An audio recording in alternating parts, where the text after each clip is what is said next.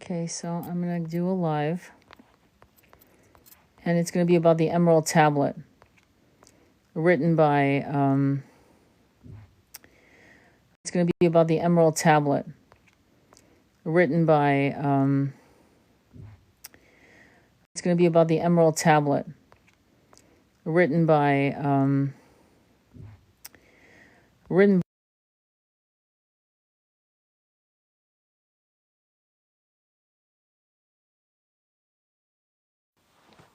Okay. So I'm just going to wait, see who comes on, if anyone at all. Okay, so waiting for more people to get on. We're going to be reading from the Emerald Tablet, History of the Emerald Tablets of Thoth and Atlantis, and going into that kind of study. So I'm waiting if you can share the live if possible. Hi, Jessica. How are you?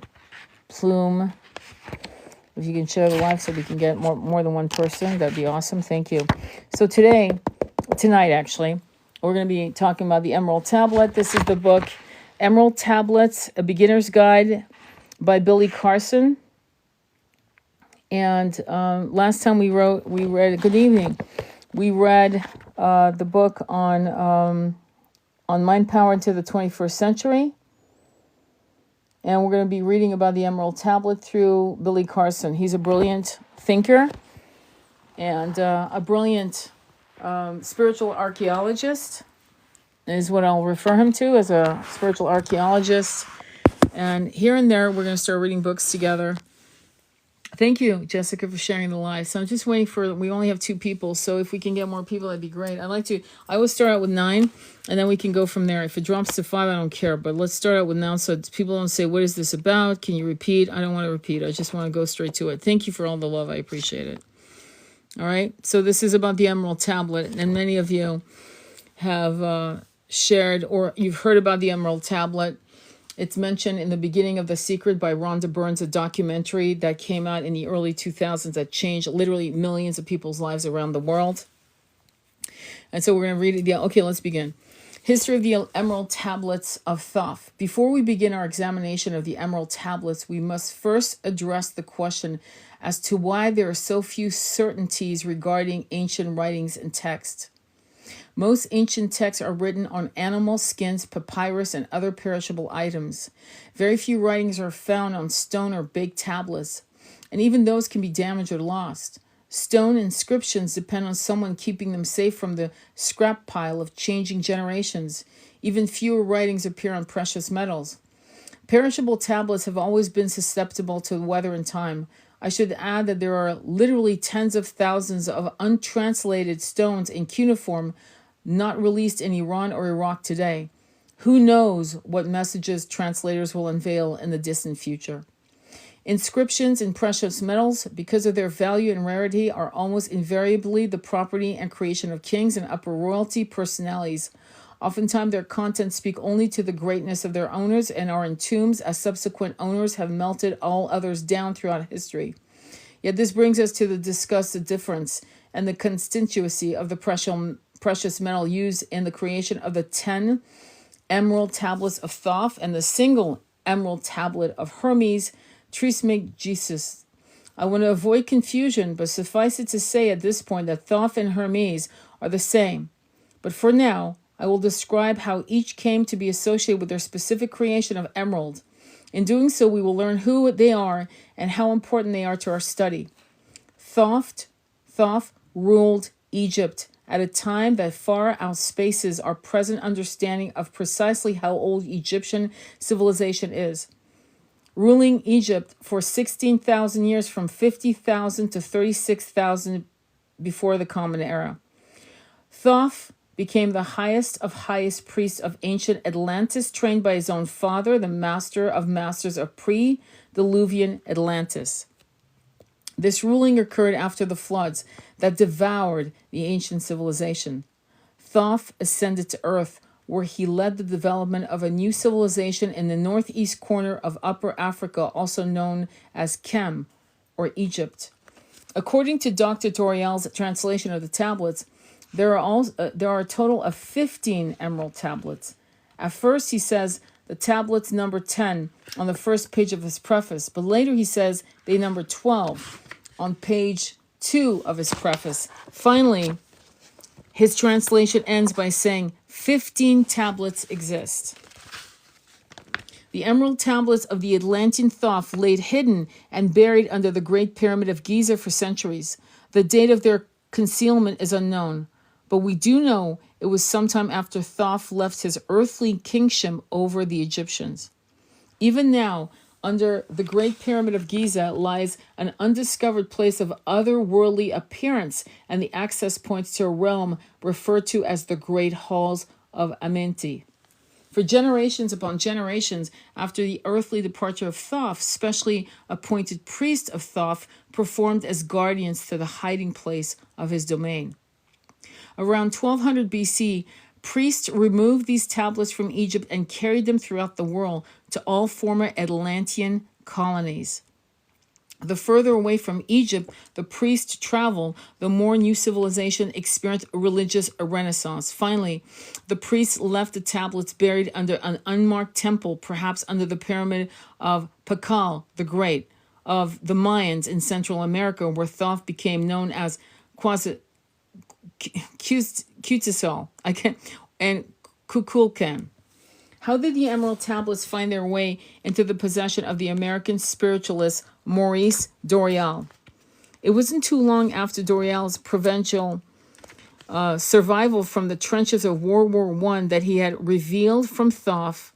The god told him how to find the ancient Mayan pyramid housing the tablets and to instruct him to recover the tablets for a modern translation. J.R.R. Tolkien speaks of a similar experience after his experience in the trenches that led him to his visions for the Lord of the Rings.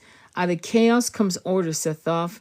To this dictum, both Doreal and Tolkien would agree. Doreal completed his translation of the Emerald Tablets in 1925. The tablets appear to be written in the ancient language of the Atlantean, but Thoth gave Doreal the inspiration and guidance to complete the translation without outside assistance, much as God revealed his words to the prophets of the Old Testament. Thoth gave Doreal permission to retain a copy of his translations after making the arduous journey and delivering the tablets to the doorway of the halls of Amenti. We can imagine Doreal taking a transport ship across the Atlantic in the mid-1920s, bound for Egypt while concealing the glistening emerald tablets of Thoth, the Atlantean. How he must have slipped surreptitiously into the pyramid complex under the cover of darkness, directed by the presence of Thoth to the hidden entrance. This entrance lay undisturbed for over 3,300 years since the guardian priests had left behind their temples for the mission of Thoth. Now, 3,300 years later, a new believer finds entry into the most secret of places, returning the gifts to the ancient ones. When Doreal departed with his back to the pyramids, Thoth sealed the entryway, which is still unknown by any living person today. Doreal arranged the 10 tablets into 13 chapters and then supplemented the original 13 with 2 more, bringing their count to 15. These original tablets consist of a material of transmuted emerald, meaning that as such they exist in a state that is unalterable, undamaged, and unchanged. In this regard, they refute the law of ionization that requires all metals to change in relation to the constant alteration of positive and negative protons. Doreal was able to determine and establish their ancient consistency and durability as they remained hidden for thousands of years. The shimmering emerald gleam, the symbol of the ancient Atlantean language containing characters that respond to attuned through waves, releasing the associated mental vibration in the mind of the reader. Did you hear? Did you guys understand what he just said? The shimmering emerald gleams with the symbols of the ancient Atlantean language containing characters that respond to attuned thought waves, releasing the associated mental vibration in the mind of the reader. Basically taking something material and transmuting it into telepathy so that it could be understood. The tablets fastened together with hoops of golden-colored alloy suspended from a rod of the same material. These most ancient tablets are the ones formed by Thoth, the god of wisdom and knowledge, and written for the spiritual enlightenment of all who will respond and receive a rarefied form of consciousness as a gift from the god himself. Thoth was a god king of Egypt for thousands of years, but when he decided to return to the halls of Amenti, he built the Great Pyramid of Egypt to serve a twofold function. Firstly, to safeguard the emerald tablets, and secondly, to serve as the hidden entrance of the Hall of Amenti. Thoth says that beneath the Great Pyramid stands the doorway to the underworld where the Master of Masters dwell. We will learn more about the halls of Amenti shortly. Upon leaving Egypt for an interlude of rest, Thoth entrusted his pyramid priests to keep the doorway and the tablets hidden until otherwise instructed. The tablets were assigned to protect are the same emerald tablets that in modern time Maurice Doreal discovered in 1925 at the instruction of Thoth. Until then, they stayed hidden for thousands of years. As I mentioned, around 1200 BC, there was such unrest in Egypt as well as throughout the entire civilized world that Thoth worried for the safety of the tablets. Yet he saw an opportunity to spread the logos of the tablets to Atlantean colonies throughout other far-reaching places of the world. Recently, a new book has become popular detailing this great collapse of civilization, ending what his historians have labeled as the Bronze Age. 1177 BC, the year civilization collapsed, by Eric Klein, is a thorough examination of Egypt and surrounding kingdoms. From this chaos, Thoth followed his commissioned priest, and during the next 1,000 years, his teachings manifested through him and equally through the Greek god Hermes. Both together and separate, they epitomize the ideas of knowledge and wisdom among other lesser attributes. There's a difference of opinion regarding how Hermes appears with the nomer the thrice great. However, from this tradition evolves a body of literature called the Hermetic corpus. In addition to teaching knowledge, wisdom, and immortality, it also provides instructions in alchemy, astrology, and magic. Out of this tradition, there emerges by the 5th century AD a single emerald tablet with 14 sayings. This is referred to in literature. From ancient times up to the present, literature credits these teachings to Thoth and Hermes as they are the same. Translating this tablet has proven to be challenging as translators no longer have access to the original, which disappeared in the first millennia AD. What remained were various translations by high-ranking priests and scholars within the Hermetic tradition. Therefore, modern translations are often the translations of translations. Keep in mind all references to the Emerald Tablet of Hermes Trismegistus. It refers to a single tablet made of emerald with the same impenetrable consistency as the original emerald tablets. I think this might be confusing for some, therefore it will be important to illustrate the brevity of the teachings on the single tablets of Hermes. For several millennia, there has been a historical and academic appreciation of the single emerald tablet of Hermes. The Hermes text written in Thoth's Atlantean language and modern images and representation of the emerald tablet often show one tablet signifying the Hermes tablet. The original and expanded multiple tablet version is the focus of this book. Our focus on the emerald tablets of Thoth, the Atlantean, translated by Dr. Michael, also Maurice Doreal in 1925, can be found online. Also, the Brotherhood of the White Temple, the Institute of Ancient Studies found by Dr. Doreal, is still functioning today, and you can find copies of Dr. or Doreal's translation at their website, brotherhoodofthewhitetemple.com. Now let me provide you with a complete translation of the Emerald Tablet of Hermes, Trismegistus, used by scholars since the ancient dispersion until modern times, all on one page. The following translation comes from Sir Scholars since the ancient dispersion until modern times, all on one page. The following translation comes from Sir Isaac Newton. 1. 'Tis true without error, certain and most true. 2. That which is below is like that which is above, and that which is above is like that which is below, to do the miracles of one only thing. 3. And all things have been and arose from one by the meditation of one. So all things have their birth from this one thing by adaptation. 4. The sun is its father, the moon its mother, the wind hath carried in its belly, the earth is its nurse. 5. The father of all perfection in the whole world is here. 6. Its force of power is entire if it is to be converted into earth. 7. Separate thou the earth from fire, the subtle from the entire if it is to be converted into earth. 7. Separate thou the earth from fire, the subtle from the gross. It descends from the earth to the heaven, and again it descends to the earth and receives the force of things superior and inferior. 9. By this means you shall have the glory of the whole world. 10. And thereby all obscurity shall fly from you. 11. Its force is above all force, for it vanquishes everything subtle and penetrates every subtle thing. 12. So was the world created. 13. From this are and do come admirable adaptation, whereof the means or process is here in this. Hence I am called Hermes Trismegistus, having the three parts of the philosophy of the whole world. 14. That which I have said of the operation of the sun is accomplished and ended. You can do further research on Newton's commentaries on the tablet by following this link. Ashley COWIE.com, new blog, Sir Isaac Newton and the Emerald Tablets. The words of the single tablets are valuable in their own right, but differ radically from the tablets translated by Doriel in 1925, which occupy about 90 pages in standard verse form, which is quite a difference.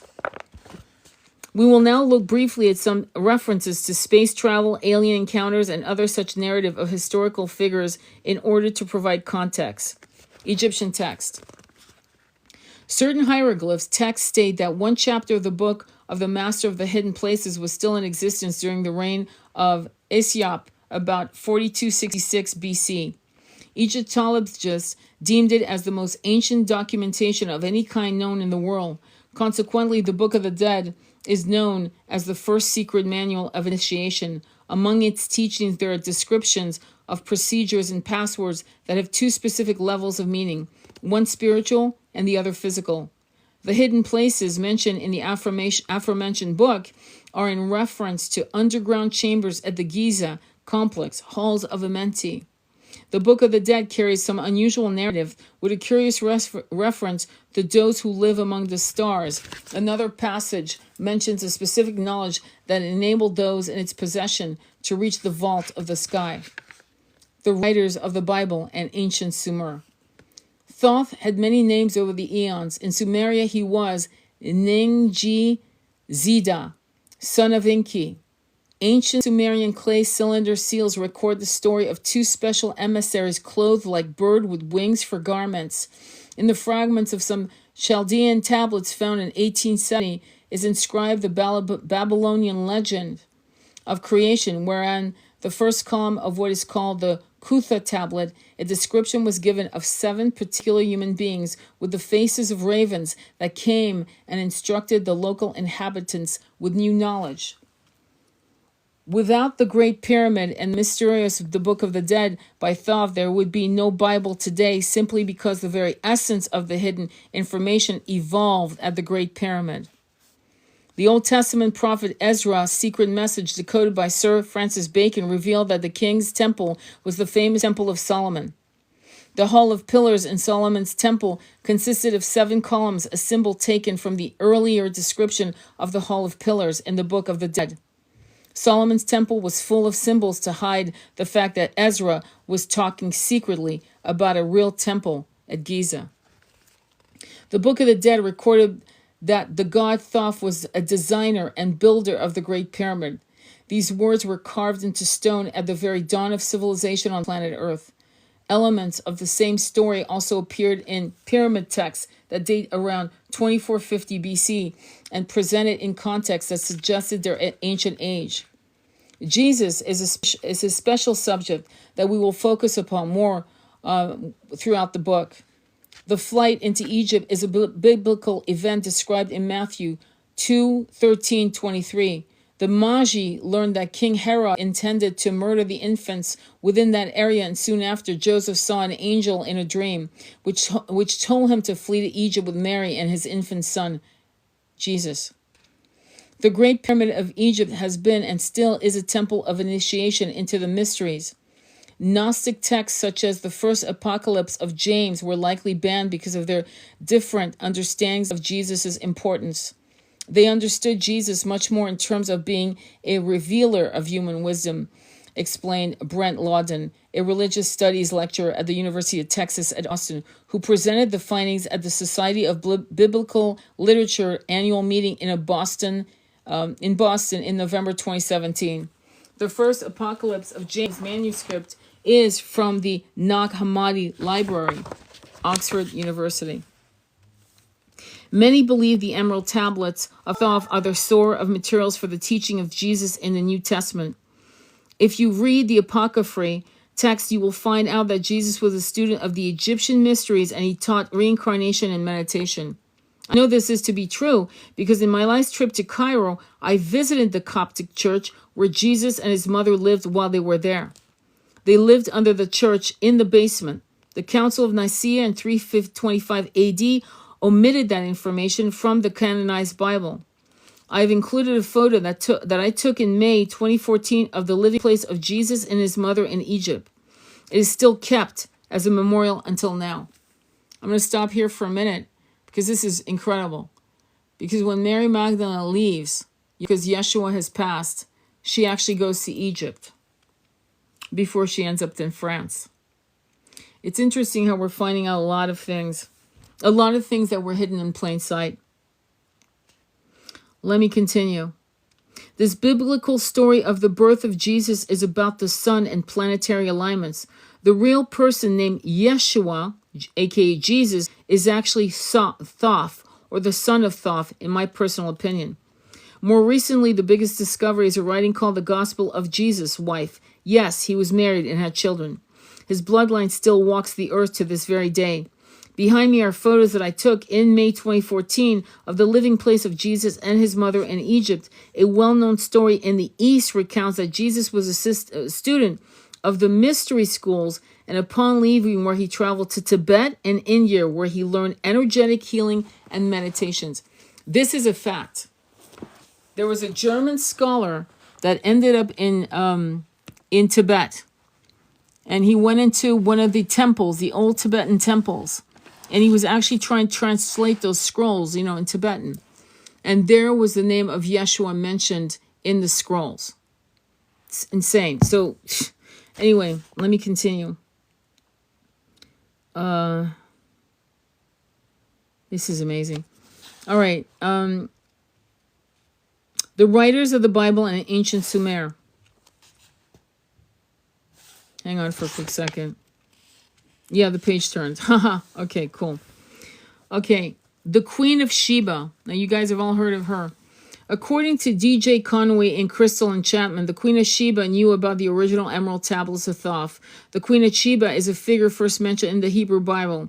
She introduced Solomon to the great mines of Africa, including extensive emerald mines. Their story has been elaborated and expanded over the many years by Jewish, Islamic, and Ethiopian cultures and has become one of the most popular legends in the ancient Near East. Pythagoras. Followers of Pythagoras accepted as law any decisions communicated by him and honored him as an emissary from Zeus. Pythagoras is famous for his teaching of the transmigration of souls, which states that every soul is immortal and upon death enters into a new body, reincarnation. He is also credited with developing Musica Universalis, which states that the planets move according to mathematical equations and thus resonate to produce an inaudible symphony of music.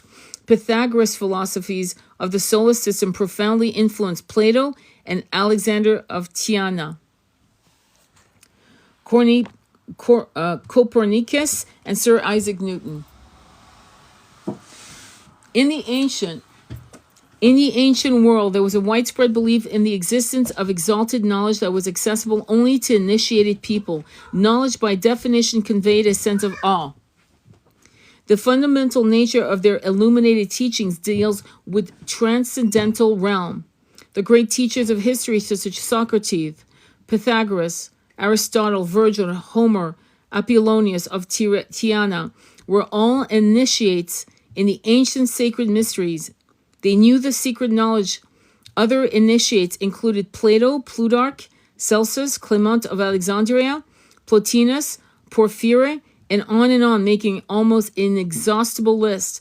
Both Plotinus and Plato explained the divine vision of the mysteries as a secret science sought by many, but known only by few. Ancient Egyptian priests, often referred to as secret science known to them, so formidable was its power they taught it to no one who had not been firstly prepared, tested, and accepted. That makes absolute sense. Because this kind of knowledge could actually drive a person mad. And this kind of knowledge could be misused by people with nefarious inclinations. So that makes sense. Manetho and early church fathers. Manetho was an Egyptian priest who lived during the early 3rd century BC and authored the History of Egypt, a significant source detailing Egyptian ancient rulers according to Manetho. Thoth wrote 36,525 books. An ancient Egyptian story tells how the Book of Thoth first appeared. According to Thoth himself, the book contains the secrets as to how humans may perceive the gods. Such knowledge was not available to the average human and subsequently hidden from humankind for hundreds of years at a time. It was dangerous to attempt to use the book without Thoth's permission. On one such occasion, safeguarded by serpents, sealed in a golden box and hidden at the bottom of the Nile River, Prince Nefer-Kapath recovered it. Thoth's wrath was quick and unyielding as he drove the prince to suicide and wiped out his entire family. For centuries, the book lay hidden in Nefer-Kapath's tomb. The Book of Thoth lay hidden for thousands of years until uncovered by the chief priest of Memphis in the 11th century BC. This special priest was extremely interested in magic, alchemy, and other ancient manuscripts of wisdom. How he discovered the ancient prince's tomb is unknown, but upon finding it, the Book of Thoth revealed itself. Kamvevest was not only the chief priest, but he was also the crown prince of Ramses the Great, but died before he was able to assume the throne. Upon attempting to interpret the ancient book, the ghost of Nefer-Kapath appeared to humiliate him before Ramses, pressuring the crown prince to return the book to the tomb and seal it away until Thoth decided upon its future use by humanity. Thank you, Letty. Titus Flavius Clemens of the 2nd century AD is the early church's primary source to understanding ancient Egyptian manuscripts. Prior to becoming a Christian, Clemens was the first great scholar of his time. He excelled in translating ancient texts from Egypt and Greece.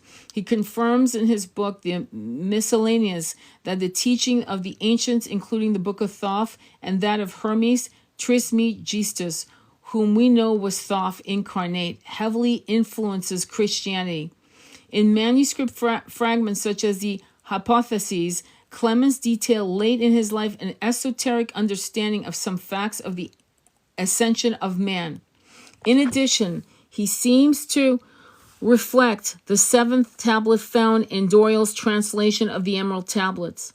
Clemens teaches that the universe unfolds as the face of God, followed by 7 lords who are higher than all other gods, demigods, angels, or humans. Clemens warned future scholars of Christianity that only the most capable of humans could be trusted with these mysteries. The significance of these facts increases when we understand that Clemens' pupils in bulk become by the church fathers of Christianity. It makes absolute sense. It makes absolute sense why Thoth, as a spirit soul, right, would do all he could to keep. It's almost like these emerald tablets. There's like the download I'm getting as these emerald tablets are meant to keep the planet from just imploding, number one. Number two, the knowledge is there are there to be kept to make sure that greedy hands. Kind of reminds you of Indiana Jones, right? With, what was it? The Art of the Covenant, right? What would happen with this kind of knowledge? It would be misused. And that's what he just said. It was misused by the church. Okay? But there will be a time when, as the Hopi prophecy says, the rainbow children will be there, and we will have wise ones, not leaders like the toxic leaders we have, but we will have the wise ones who know how to dispense this kind of knowledge to the right people, to the right generation. And so far we've not been, our leaders are not of the right generation.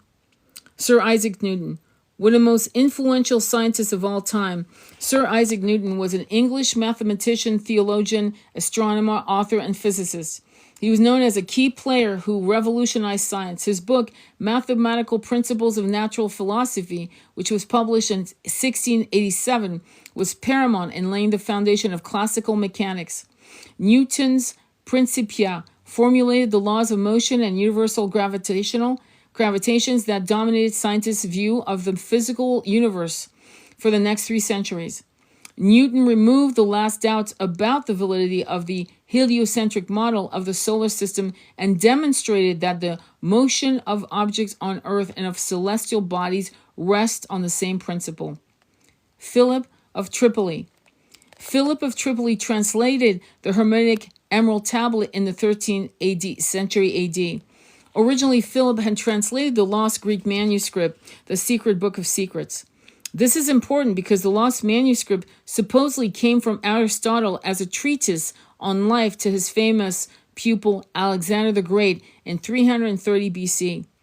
Philip spent decades of his life poring over the Secret Books of Secrets contents to reveal not only the teachings of Hermes Trismegistus, but also other ancient Egyptian and Greek teachings regarding the secret of wisdom as taught by Thoth the Atlantean. His abridged version was available to readers of the High Middle Ages and became the most sought-after text in the Western world. Inherent in its teachings, Roger Bacon found the truth of wisdom and life are fundamental to the wisdom of Thoth. Roger Bacon. Roger Bacon is one of the earliest European advocates of the modern scientific method inspired by Aristotle. Bacon's major work, the Opus Majus, was sent to Pope Clement IV in Rome in 1267 upon the Pope's request. Thus, because of the high-level acceptance of his works, the ideologies of the Hermetic Emerald Tablet filtered voluminously throughout the halls of Europeans' intelligentsia. Sir Francis Bacon. Sir Francis Bacon believed that he had discovered the true extent of subterranean chambers below the sands of the Pyramid Plateau at Giza.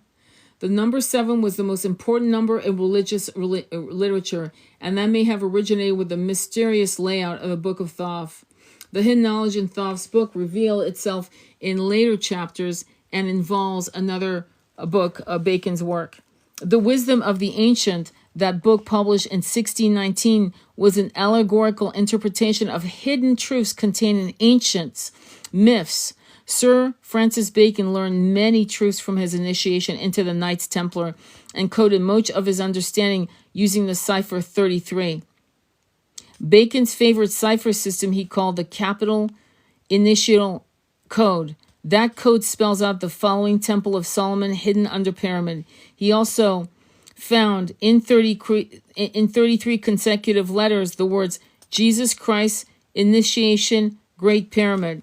And you can look that up on the website philosophybasics.com, Philosophers Francis Bacon. You'll be able to find it. Carl Jung. Swiss psychiatrist and psychotherapist named Carl Gustav Jung, who found analytical psychologically, took inspiration from the Emerald Tablets to write a book called 7 Sermons to the Dead. The Emerald Tablet is the only piece of non-Greek Hermetica to attract worldwide attention because it teaches a person how to set their level of consciousness to a new degree. Jung was a pupil of Sigmund Freud, but soon broke away from his teacher's philosophies.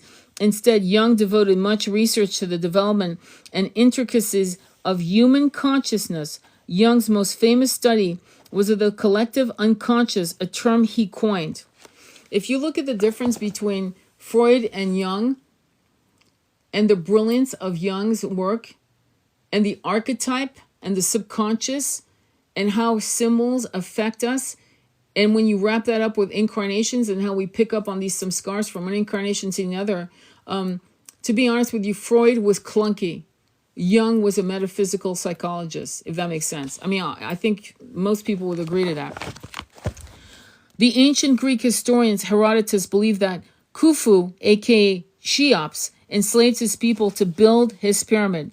Keep in mind that the proposed method of building the pyramid was by using mud ramps. The only problem with this theory is the mass of the ramps needed would actually be far greater than the mass of the pyramid itself. This is why we need to pay close attention to the Emerald Tablets, because this 36,000-year-old text states that Thoth built the Great Pyramid, which would backdate the age of the pyramid considerably. And do you know who else agrees with that? Graham Hancock. He actually agrees. In fact, he's dated the Sphinx as way fucking older than what they talk about, based on the fact that it was built during the Lion Age, not the Taurian Age. And right now they're believing that it was built in the Taurian Age. We're talking about thousands years older. Once you go back in time 2 full precessional periods of the equinox, you then arrive at a time when the Sphinx, I didn't even know this was, I've never read this book, so I didn't even know it was coming. When the Sphinx aligns with the constellation of Leo. That's exactly what, okay.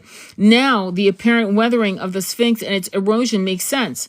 You can further explore this research by reading Graham Hancock's The Mystery of the Sphinx. Yeah, you should read that book. That book's fucking mind-blowing. Because what you have to understand is that the Egyptologists of the 19th century had massive agendas. There was a Christian agenda. I should actually they had an Orthodox teaching agenda. Let me do that, which includes a lot of religions. There was that agenda. There was a racist agenda. There was another, that's another agenda.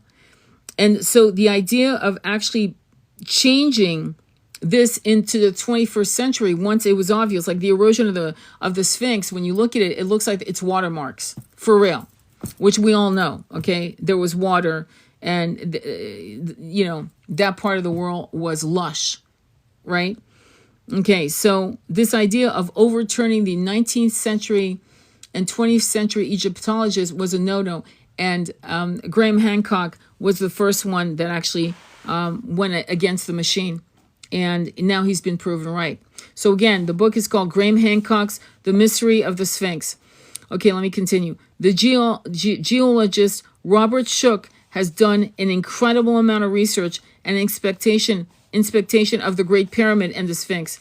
His work has been the focal point of several documentaries which underline the significance of his argument, which established the age of the pyramid to be much older than modern Egyptologists are willing to accept. Did you hear that? Willing to accept. Willing. And that's a problem, because now we're dealing with egos, not truth, not seeking truth, not showing us what happened, what came before, but just give me the fucking truth. That's it. And that is a problem that we have with the old guard. One of the biggest falsehood about the Aztec and Mayans is that they were responsible for building the city and pyramids of Tetihanka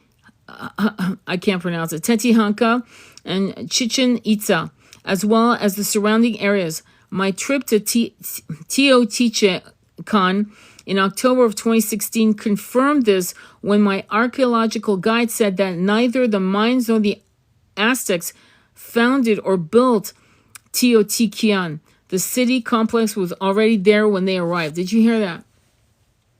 It's incredible how you should look up, if you can, I'm not sure if it's on Amazon or on Netflix. Graham Hancock has some new discoveries because he's like a spiritual archaeologist. You should check him out. His work is incredible. Okay, what they attributed to being the building, temples, and pyramids of the gods. Once you begin to research the historical timeline of settlements and trade in that region, you start to see how our understanding of the architecture is severely misguided. Teotihuacan builders remain an absolute mystery. The empire of the Aztec began almost 1,000 years after Teotihuacan had become desolate.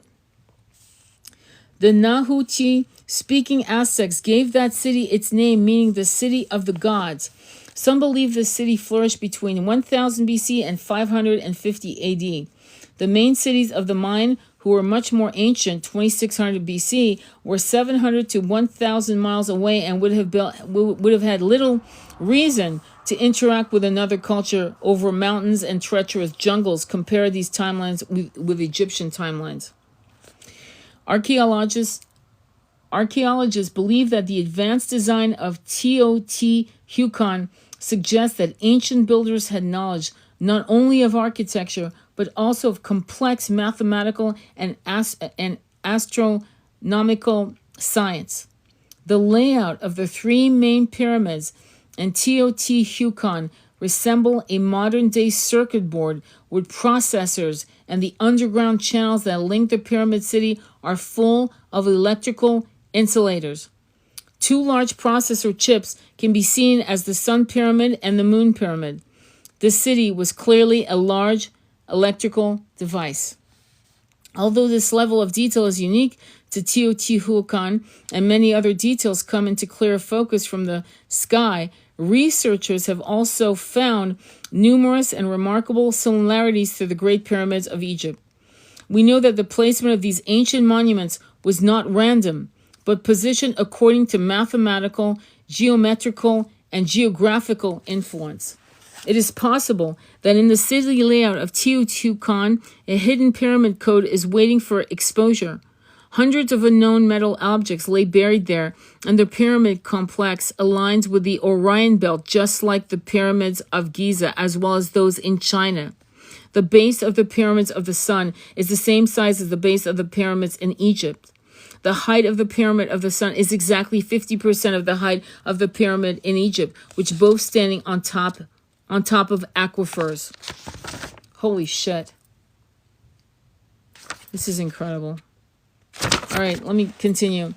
I am. By the way he spells I am is I, like your eye. E-Y-A. I am standing at the base of the pyramid of Kukulkan, a.k.a. Quetzalcoatl, a.k.a. Thoth.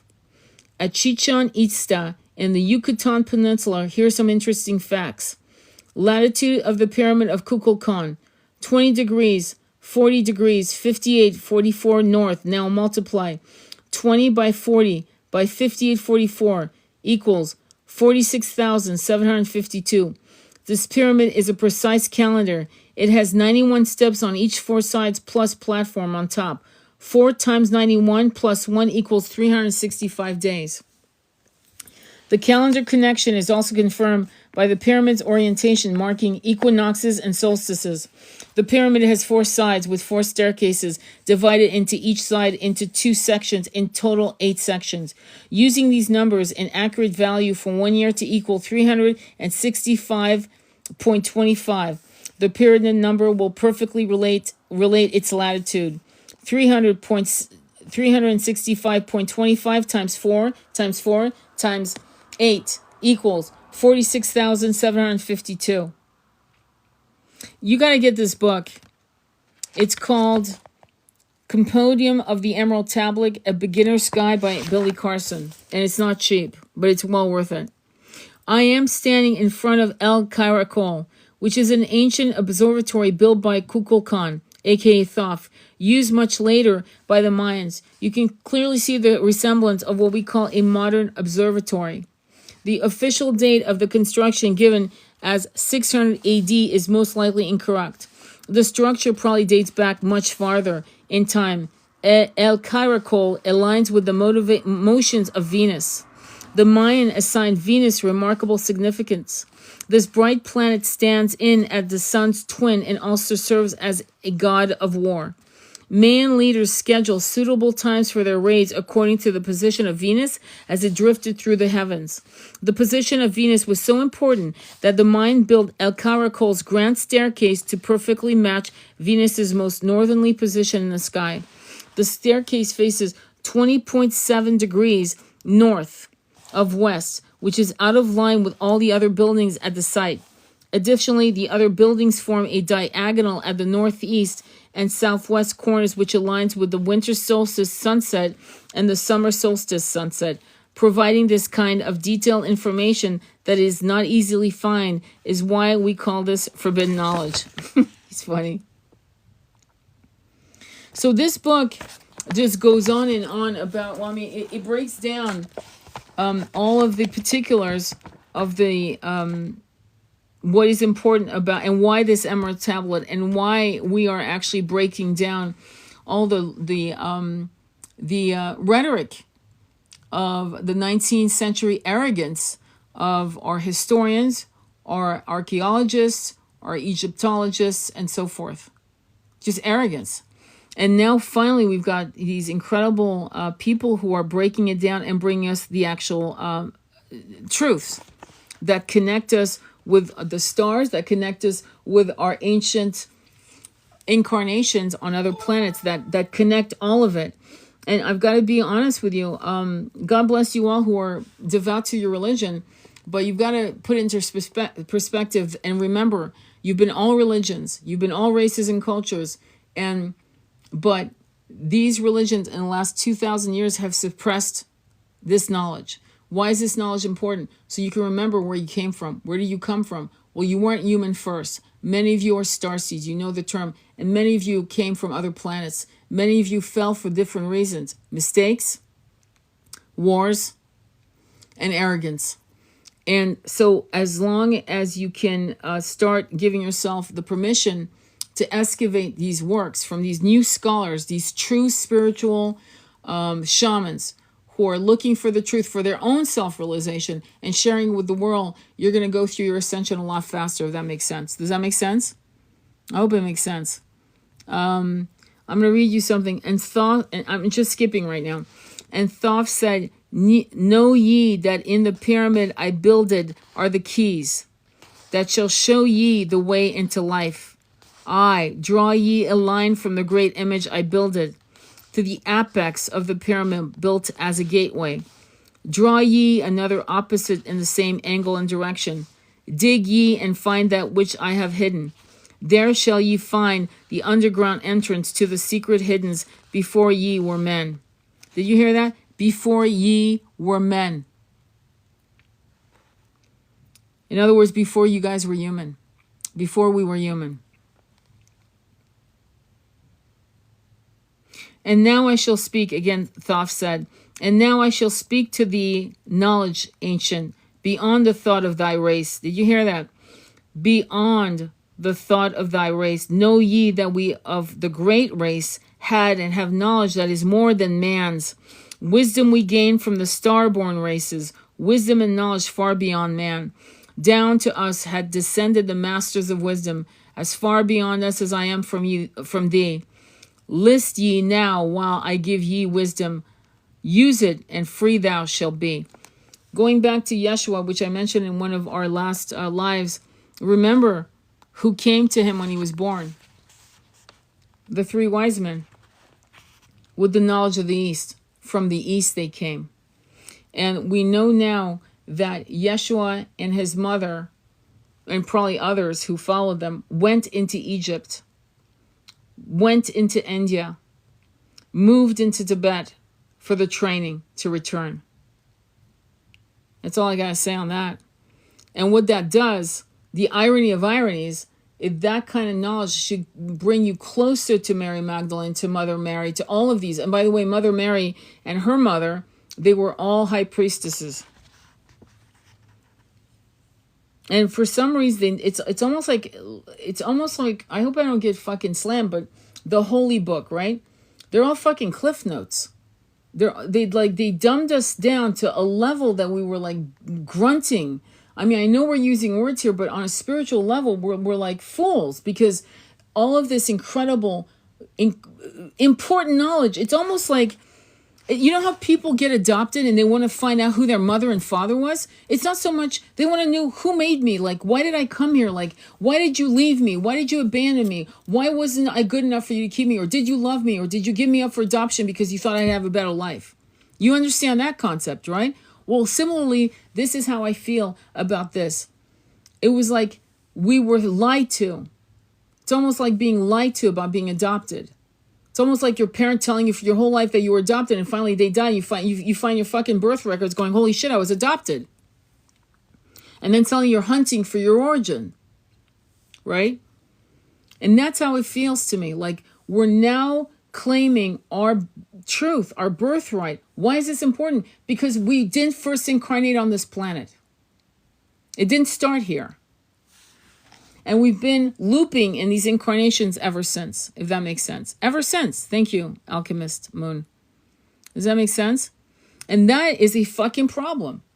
And this is why many of us suffer from mass depression, because many of you are homesick and you can't even put it into words. You can't articulate. Home where? Where's home? Where is home? What is home? And yet there's this gnawing feeling, I don't belong here. Like, I don't belong. Well, no shit. I don't know about you, but I remember at the age of 8, I'll never forget this. I was 8 years old looking in the mirror and myself, like I caught my reflection and I was shocked at the reflection. Why was I shocked? Well, this is massive woohoo shit. But because I was having, as you have, on the conveyor belt of reincarnation, multiple incarnations, like maybe 5 or 6 in 100-year span. So every time there was a different face. So it was never, whereas in these ancient states of incarnations on other realms, other planets, we would live for 500, 600, 1,000 years. In our best selves. In fact, it's even mentioned in the Old Testament. And people say, oh, do people live older then? Or, oh, well, that's just a metaphor. No, those are little breadcrumbs of what was reality, but not on planet or on other planets, on other dimensions. Maybe yes, on this planet. I don't know. But I can tell you that, I can tell you for sure, certainly, that some of the Akashic readings I'm doing and hypnotherapy sessions I'm doing, these people have lived a long time. These souls are going back, going, oh my God, I was on this. I was an Orion, or I was a Pleiadian, or I was a race. I'm coming across clients who are describing a race of beings, sentient beings, that look very humanoid, but that's where it stops. And I've never seen that cataloged, and that's happening a lot. And you can't make shit like that up. The human mind can't come up with shit that fast. Detailed downloads that fast. So the problem is we've been taught to gaslight ourselves for centuries. And some of the brainwashing that has occurred through all these incarnations, through your ascension journey, through your meditation, through working on yourself, through your hypnotherapy, whatever the hell you're doing, and doing it with a vengeance to literally rip down the illusions and the samskars that have kept you trapped, looping into these incarnations, keeping you in the grid of 3D, right? It's only a prison planet if you believe it. Whatever you believe it is, that's the whole point of Thoth's tablets. I hope you know that, right? You understand that. All right? So if people are telling you that you are in a prison planet and you've convinced yourself that it's the only truth, then you are fucked, my friends, because now you're in a prison planet. Do you understand the human mind? It's a grid. It's a clamp. And you have to literally jailbreak out of your fucking 3D brain and become transcendental. Does that make sense? I'm going to read you some more Thoth because he's got a lot of pages of Thoth. And I'm going to read some stuff, okay, real quick. And Thoth said, long have I, the God of wisdom, sought wisdom. Did you hear that? Long have I, the God of wisdom, sought wisdom. Well, what does that tell you right off the bat?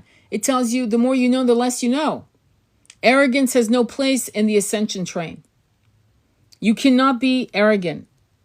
You should not be arrogant. You can always learn from other people. You can learn from a 3-year-old, deep fucking wisdom. And you should always know that. So let me repeat it. Long have I, the God of wisdom, sought wisdom. I, and shall seek of eternity's end. For know that I have ever before me receding, shall move the goal I seek to attain. Did you hear that? Listen to this. I, and shall seek of eternity's end. For know that ever before me receding, shall move the goal I seek to attain. In other words, it never ends. Knowledge, wisdom, In fact, he's saying, I shall move the goal I seek to. I'll move it out. There'll be new goals. I'm not going to stop here. Even the lords of the cycles know that not yet have they reached the goal. For with all of their wisdom, they know that truth ever grows. Shall I read that to you again? So when I just got ear ringing, massive on both ears. And I'm just now reading this book with you. Okay, so I've never read this. Even the lords of the cycles know that not yet have they reached the goal. For with all of their wisdom, they know that truth ever grows. That's it. The more you know, the less you know. Don't be an asshole. Don't be arrogant. No, you're not healed, my friend. The healing is ever evolving. You're healing in 3D, then you're going to 4D, and you're healing again, then you're going to 5D, now you're healing again. Do you get the picture here? Anyone that tells you they're healed are full of shit. Now, if they say, I've healed my trauma as a little 3-year-old, okay. But to say I'm completely healed from this incarnation and all my past incarnations, in all my incarnation, they're full of shit. I call bullshit. Once in a past time, I spoke to the dweller, asked of the mystery of time and space, asked him the question that I surged in my being, saying, O Master, what is time? Shall I repeat it? It's pretty cool.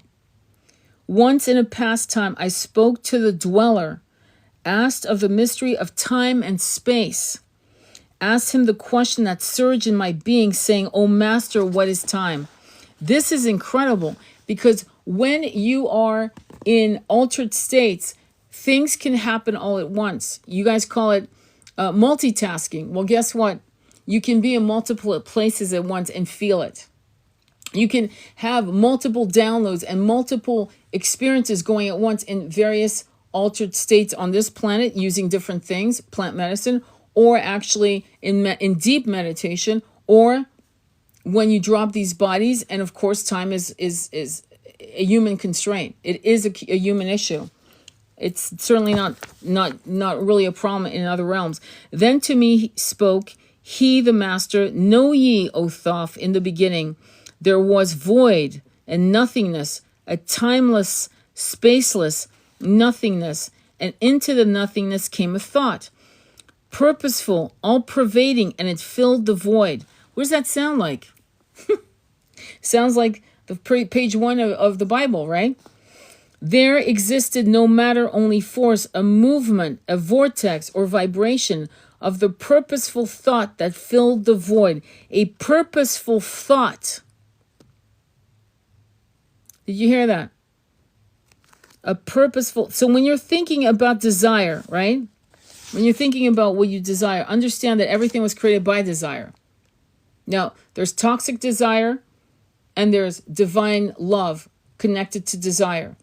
And so make sure that what you desire is in accordance to your original making. Does that make sense? Like be true to your truest self. I'm not going to say purest self, truest self. Okay? And Thoth said, and I questioned the master saying, what was this thought eternal?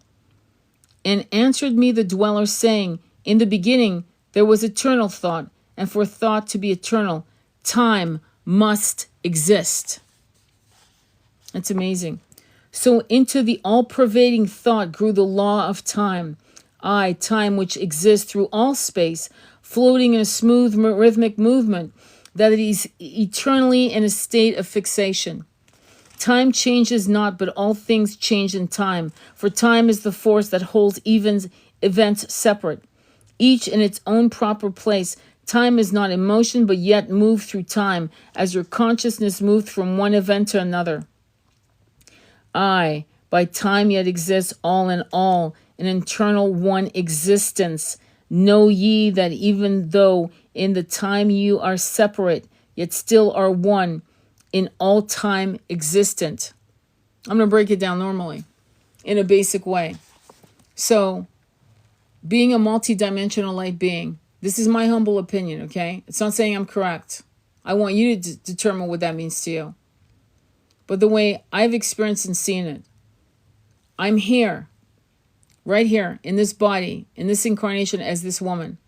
And when somebody I love dies and they cross over, I'm on the other side greeting them home. I'm having a concurrent experience in different dimensions. And yet in that linear level of human consciousness, it's happening simultaneously. That's how I see it. That's how I've experienced it. Okay? Okay, let's continue. I love this work from Thoth. And Thoth said, ceased then the voice of the dweller, and departed I to ponder on time. For knew I that in these words lay wisdom, and a way to explore the mysteries of time. Oft did I ponder the words of the dweller, then sought I to solve the mystery of time. Found that time moves through strange angles, and yet only by curves could I hope to attain the key that would give me access to the time-space. Found I that only by moving upward, and yet again by moving to rightward, could I be free from the time of the movement. Forth I came from out of my body, moved in the movement that changed me in time. Strange were the sights I saw in my journeys, many the mysteries that opened to view. I saw man's beginnings, learned from the past that nothing is new. Seek ye, O man, to learn the pathway that leads through the spaces that are formed forth in time. Forget not, O man, with all of thy seeking, that light is the goal ye shall seek to attain. Search ye for the light on that pathway, and ever for thee the goal shall endure. Let not thine heart turn ever to darkness.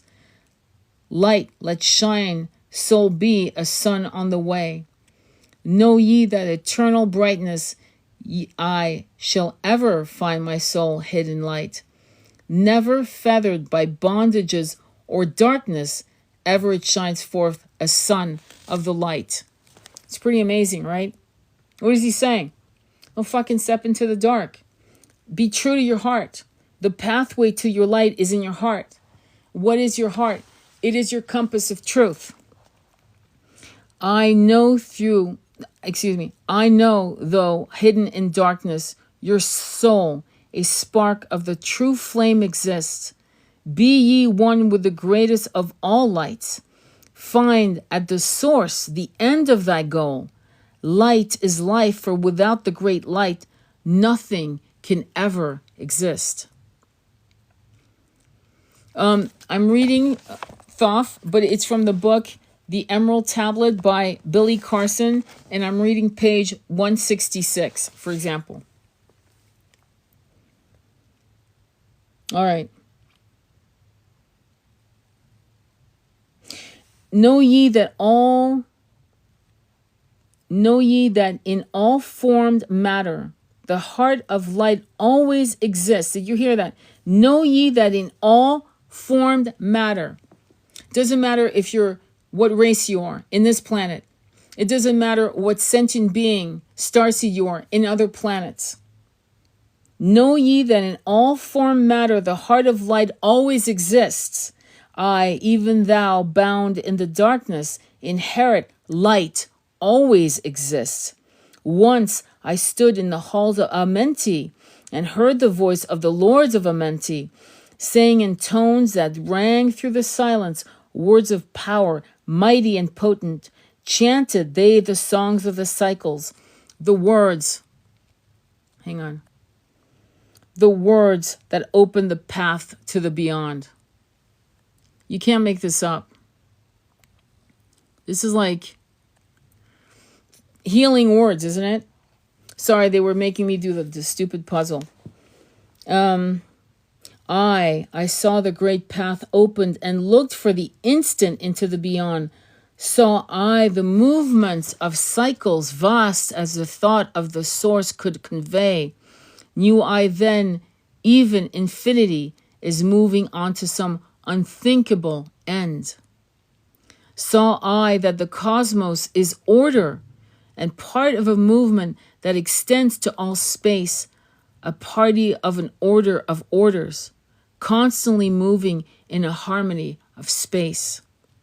Saw I the wheeling of cycles like vast circles across the sky. Knew I then that all that has being is growing to meet yet another being in a far-off grouping of space and time. Knew I then that in words are power to open the planes that are hidden from man. Did you hear that? Knew I that then that in words are power to open the planes that are hidden from men. How we express ourselves. Well, there's a couple things. One is the power to use Sanskrit for your mantras, to open portals that are closed to normal men and women. Sanskrit does that. Knew that in words are power to open the planes that are hidden from men. Your monkey mind that's telling you you're full of shit and you'll never lose and you'll never win and you'll never do this and you'll never do that is part of that. So the words are trapped. They're trapping you in a cycle, right? A hamster wheel that seems timeless, but you're not going anywhere. You're not progressing. And incarnations after incarnations, we've done that. So to open the planes that are hidden from men, that even in words lies hidden the key that will open above and below. Did you hear that? That even in words lies hidden the key that will open above and below. Well, if your monkey mind's telling you you're shit and you'll never win, that's not going to happen, is it? See, that's the problem. You can say all day long that money follows you everywhere, for example, or that you are love and I am bliss and I just feel so good and I'm so lucky. All that is nothing if in your subconscious conscious mind there are other words attacking you, diluting what you're saying or articulating. It's like a battle. Hark ye now, man, this word I leave with thee. Use it and you shall find power in its sounds. Say ye the word Zin Huru, and power you shall find. So it's Zin, Z-I-N, / Uru, U-R-U. Say ye the word Zin Uru, and power you shall find. Yet must ye understand that man is of light, and light is of man. List ye, O man, and hear a mystery, stranger than all that lies beneath the sun. Know ye, O man, that all space is filled by worlds within worlds, one within the other, yet separated by law. What would be the law? Frequency. Did you hear that? One within the other, yet separate by law. What is the law of the universe? Frequency. What does that mean? Well, if you are in a 3D consciousness that you are cynical and you don't believe you'll ever win and the world is shit and everyone's out to get you, it's a frequency that will not match someone who's meditating every day, working on their chakras and connecting and reprogramming and firing new synapses in their brains. It won't match. It's a law. It will be separated by the law. Does that make sense? Once in my search for deep buried wisdom, I opened the door that bars them from men. Once in my search for deep buried wisdom, I opened the door that bars them from man. Called I from the other planes of being one who was fairer than the daughters of men. I called her from out of the spaces to shine as a light in the world of men. Used I the drum of the serpent, wore I the robe of the purple and gold, placed on my head I the crown of silver, around me the circle of cinnabar shone. Raised I my arms and cried the invocations that opens the path to the plains beyond. Cried to the lords of the signs in their houses, lords of the two horizons, watchers of the treble gates. Stand ye one at the right and one at the left, as the star rises to his throne and rolls over his sign. But you know what's interesting about this? It's always of the light. And where people lost the plot in Thoth and his teaching is they went right into satanic bullshit and dark games. And they mistook the word dark for evil. And dark is where it starts. When you look at the abyss, let's say, I'm going to give you an example, ninth dimension, the abyss, right? It's a void, it's black. Meaning, from that you can create everything. From that, a light shimmers through. And you create anything.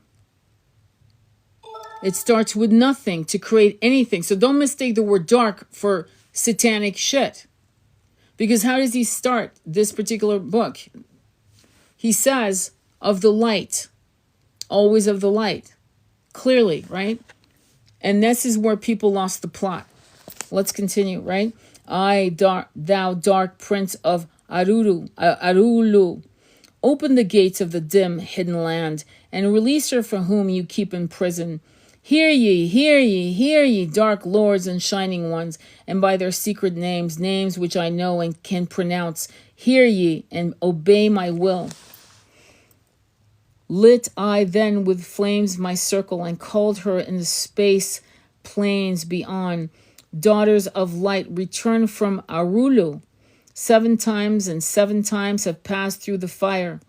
Food I have not eaten, water had I not drunk. I call thee from Arulu, from the realms of Eker Shagal. I summon thee, lady of light. Did you notice that? Not lady of dark, lady of light, from the dark. And I think this is like balancing the feminine and masculine, non-gender specific.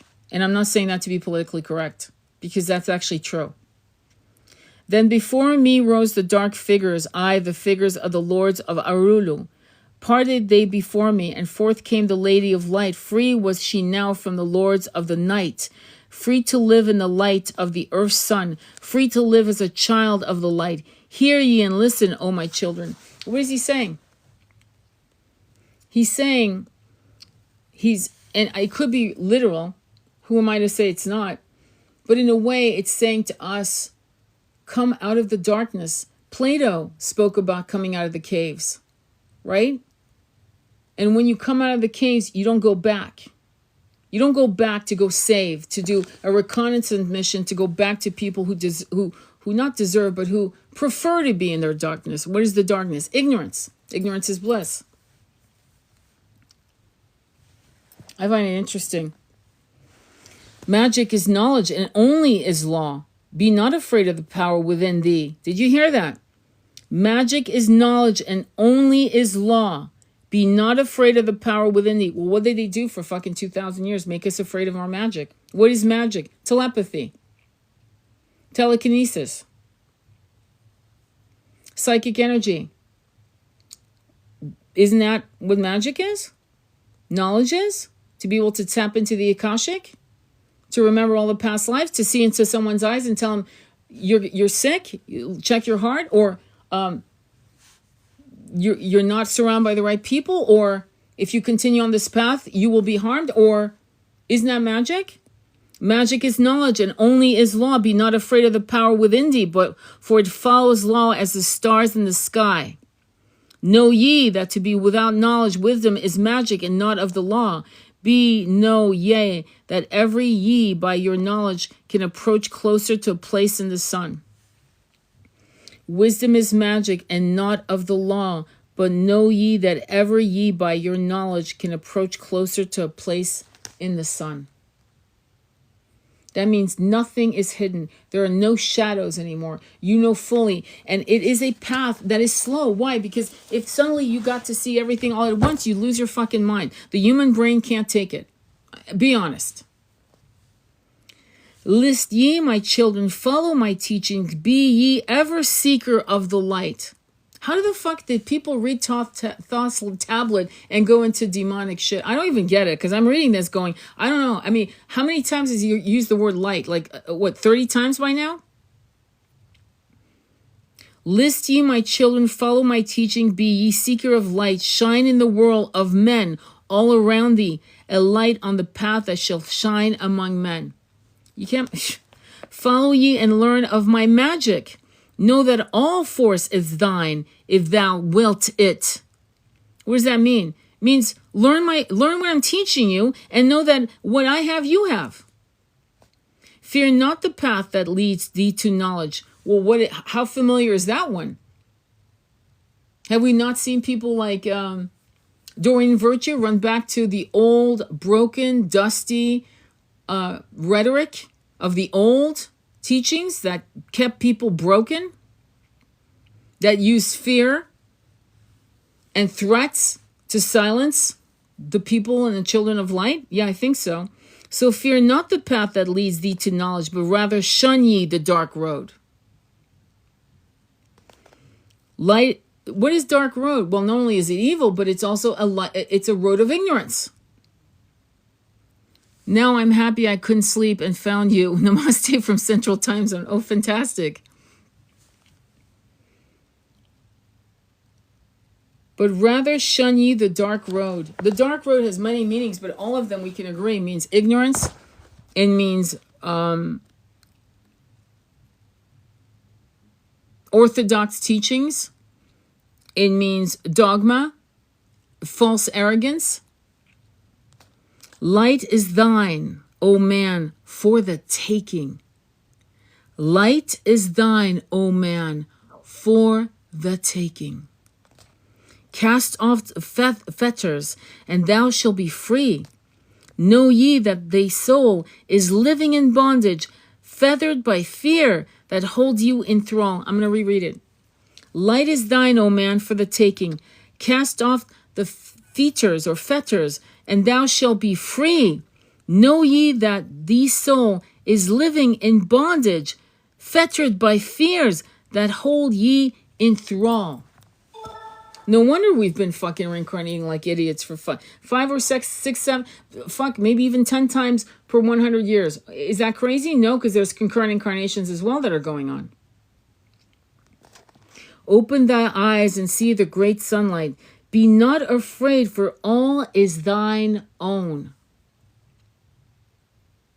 Holy crap.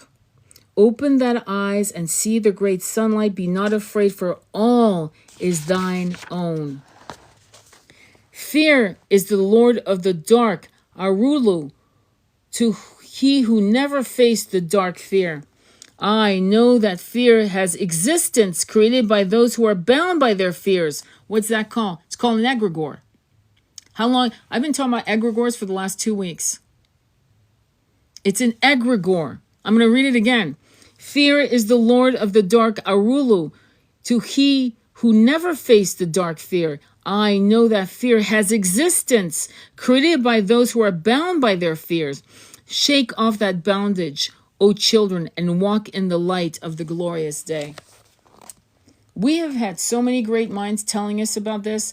Plato must have read, well, no, he was mentioned, actually. Plato was mentioned about Thoth's emerald tablets. Never turn their thoughts to the darkness, and surely ye shall be one with the light. Man is only what he believeth. Did you hear this? Let me say it again. Never turn they thoughts to the darkness, and surely ye shall be one with the light. Man is only what he believeth. A brother of darkness or a child of the light, come thou in the light, my children. Why do you think they're hidden in the pyramid of Giza? In the pyramid of Giza. And there's no way. See, we have to get all to this point, the collective, to understand this with no free will bullshit of I'm not good enough, I'm not ready, I'm not healed, I'm not this, I'm not that, I'll never, my mother always said I would never amount to shit. You know, those tapes. Yeah, this is why you use mantras, my friend. Why do you think I preach mantras damn near all the time? Let's finish this part. This is the last part. Walk in the pathway that leads to the sun. Ark ye now, and list to the wisdom. Use thou the word I have given unto thee. Use it, and surely thou shalt find power and wisdom and light to walk in the way. Seek thee and find the key I have given, and ever shalt thou be a child of the light. I don't know about you, but I have tears in my eyes. Wow.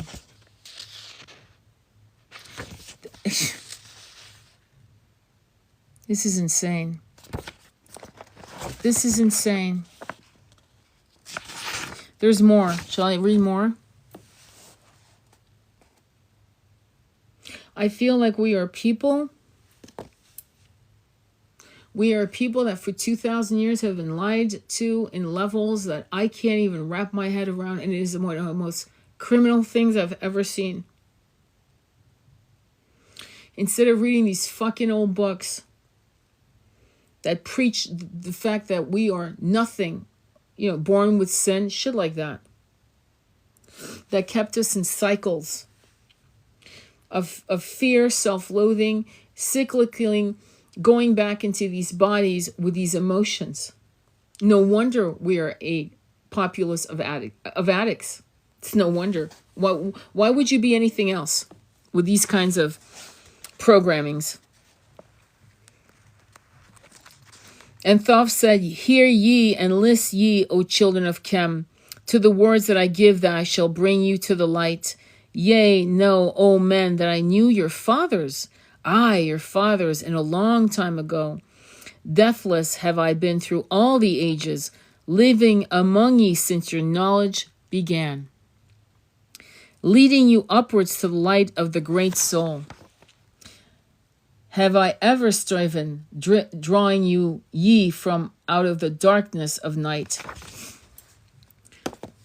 What I found in my hypnotherapy and my Akashic readings is that when we were not incarnating on this planet, right? When we were incarnating on other planets, and fear became something that unknown things like fear and arrogance. Those were the beginnings of the unknowns that I started noticing on patterns of these, incarnations I was seeing with us, as souls incarnating into other planets. So fear was one that made us fall, and arrogance, like ridiculous level of arrogance, helped us fall. And then from that point, we were afraid to love. And we were afraid to love because shadows we couldn't articulate were hidden within our soul as a dust. It was almost like our soul was dusted with some scars, aka impressions from these incarnations, and this feeling of, if they know who I am, really know who I am, really know who I am, they will leave me. A feeling of being abandoned. And this was, of course, solidified with incarnations, with various religious beliefs and dogma and culture and fucking rules, and you're not good enough, and you're shit because you're a woman, and you're shit because you're a man, and you're shit because you're that color. I mean, it's a snowballing effect that happened through the ages. It's no wonder we're nowhere. And so our job is to quickly and efficiently do the work. Sobbing. Me too, actually. I wish I could sob, but I can't. Can you imagine? Leading you upward to the light of the great soul. Have I ever striven drawing ye from out of the darkness of night? Know ye, O people among whom I walk, that I, Thoth, have all of the knowledge and all of the wisdom known to man since the ancient days. Keeper have I been of the secrets of the great race, holder of the key that leads into life. Thoth, the Emerald Tablet. And you can read this from Billy Carson's book, The Emerald Tablet. Buy his book, because this is it. I'm reading this from his book. Wisdom known to man since the ancient days. Keeper have I been of the secrets of the great race, holder of the key that leads into life. Do you know that many of us were so advanced, and then we fell into 3D? Some of us were tricked, trapped. We fell from fear, greed, meaning, or we were warring races on other planets. Geno and wars is not a human invention. It's a starseed invention. There were starseeds that were fucked up. You've heard of them. The draconians, reptilians, and other races that became warriors. Kind of like the Tibetans. The Tibetans were once a warring race and became a spiritual race. I know you know that story. I'm sure you know that story.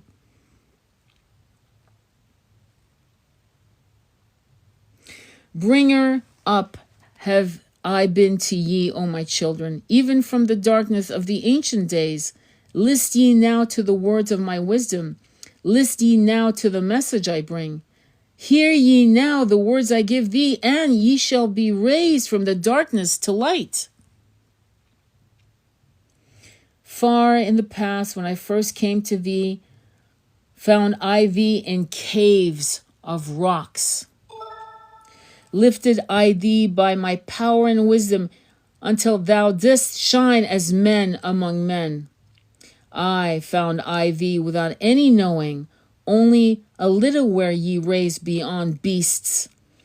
Fond I ever the spark of thy consciousness, until at last ye flamed as men. Wow. Any questions or comments? Okay.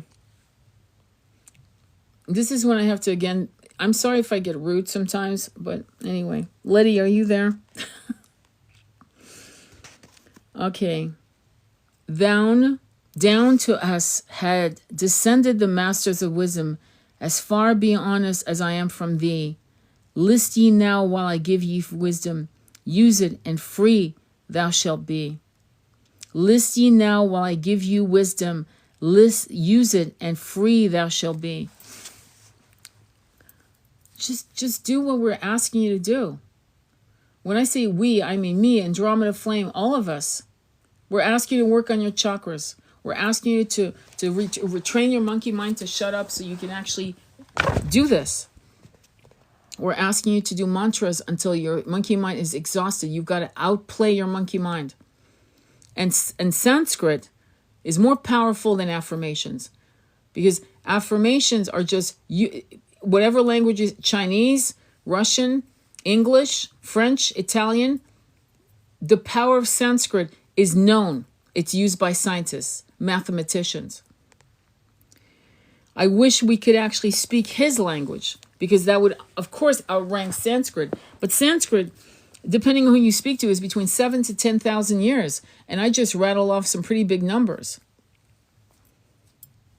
So Sanskrit is the closest way for you to rewire your brain, to actually hack into it and clear that virus that you've had in all your incarnations. And that includes me. When I speak to you like that, I'm speaking to me.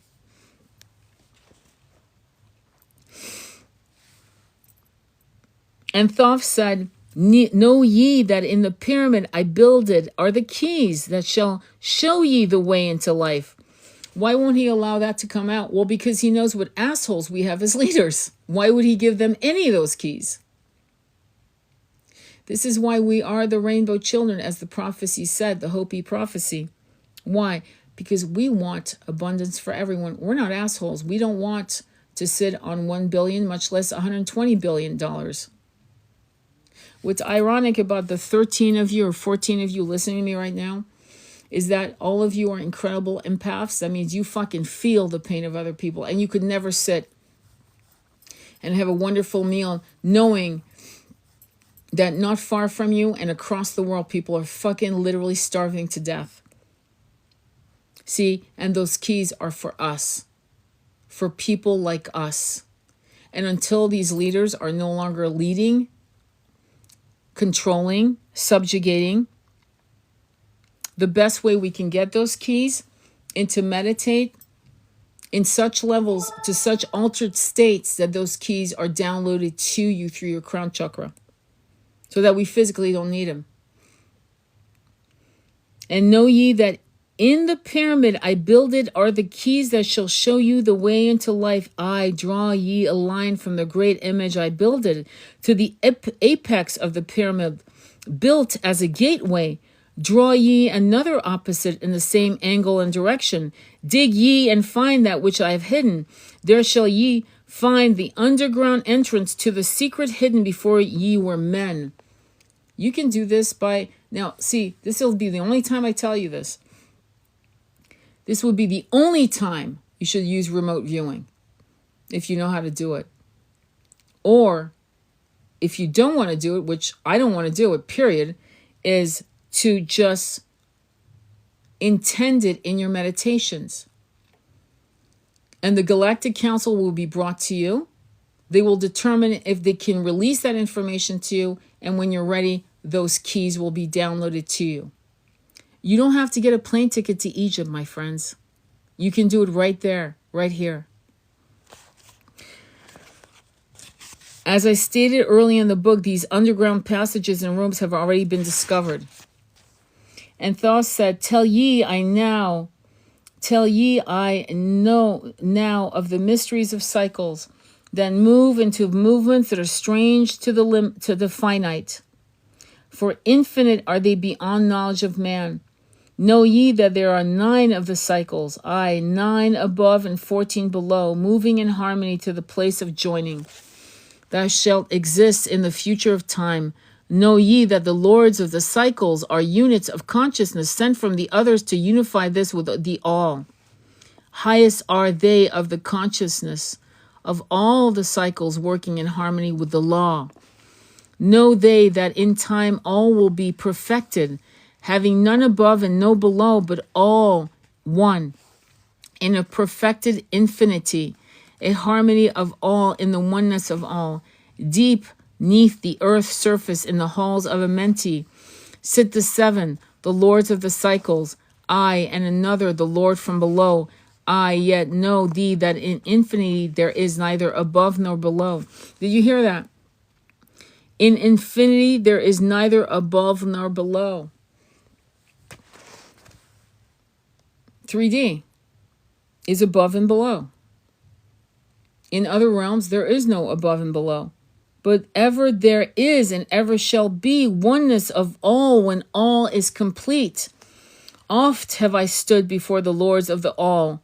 Oft at the fountain of their wisdom have drunken, and filled both my body and soul with their light. Spake they to me and told me of cycles and the law that gives them the means to exist. I spake to me the Lord of the 9, saying, O Thoth, great are ye among earth children, but mysteries exist of which you know not. Yea, know that ye came from a space-time below. This and know ye shall travel to a space-time beyond. But little ye know of the mysteries within them. Little ye know of the wisdom beyond. Know ye that ye as a whole in this consciousness are only a cell in the process of growth. Basically saying, we've exposed some of this stuff, but the more you know, the less you know. The more you know, the less you know. You are but a cell in the process of growth. The consciousness below thee is ever expanding in different ways from those known to thee. It, though in space-time below thee, is ever growing in ways that are different from those that were part of the ways of thine own. For know that it grows as a result of thy growth, but not in the same way that thou didst grow. The growth that thou have in the present have brought into being a cause and effect. So throughout our incarnations, when we were learning about the existence of the one, the source, God, the universe, right? We were going into levels of growth. That when you come to this level of growth that Thoth is explaining, it is beyond anything that has ever been known in a human level. And there's cause and effect, meaning when you make these massive, it's almost like, I don't want to say words that will hit the switch on this, but it's almost like an explosion of conscious awakening that affects everyone around you. Everyone around you is affected by it. You can be silent as the grave. It's like a quartz crystal. You know that. How you've been attracted to, there's certain crystals where you couldn't leave the shop without it. There's certain quartz crystal you have in your house that they are your power stone, yet they're silent. So when we go through massive spiritual awakenings, we could be sitting in the middle of nowhere, meaning, in a crowded room, and it's as if the sea has parted, because the energy we emit creates cause and effect because of our internal progress of growth. You know what I mean? No consciousness follows the path of those before it. All else would be repetition in vain. Each consciousness in the cycle it exists in follows its own path to the ultimate goal. Each plays its part in the plan of the cosmos. Each plays its part in the ultimate end. The farther of the cycle, the greater its knowledge and ability to blend the law of the whole. Know ye that ye in the cycles below us are working the minor parts of the law, while we of the cycle that extends to infinity take of the striving and build greater law. So in its own way, it's above and below. So what we do in the trenches of 3D, okay, is a connection to the light beings on the other side who are holding their breath for our progress so they can also progress. Does that make sense? Basically, that's the essence that I'm getting from this. Each plays its part in the plan of the cosmos. Each plays its part in the ultimate end. The farther the cycle, the greater its knowledge and ability to blend the law of the whole. Know ye that ye in the cycles below us are working the minor parts of the law, while we of the cycle that extends to infinity take of the striving and build greater law. Each has its own part to play in the cycles. Each has its work to complete in his way. The cycle below thee is yet not below thee, but only formed for a need that exists.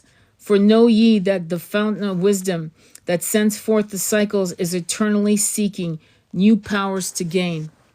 Ye know that knowledge is gained only by practice, and wisdom comes forth only from knowledge, and thus are the cycles created by law. Means are they for the gaining of knowledge, for the plane of law that is the source of the all. The cycle below is not truly below, but only difference in space and time. It's almost like they're saying we're equal. Your consciousness as a different consciousness to clear the energy here. Our consciousness, in other words, our awareness is more knowledgeable than yours. But the parts you play here are equal to the parts we play on the other side of these veils. The consciousness there is working and testing lesser things than those ye are. And know, just as ye are working on greater, so above ye are those who are also working as ye are on yet other laws. Do you get what's happening here?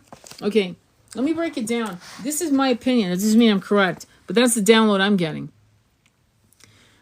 The ascension for us as human beings in this dense planet, this beautiful planet,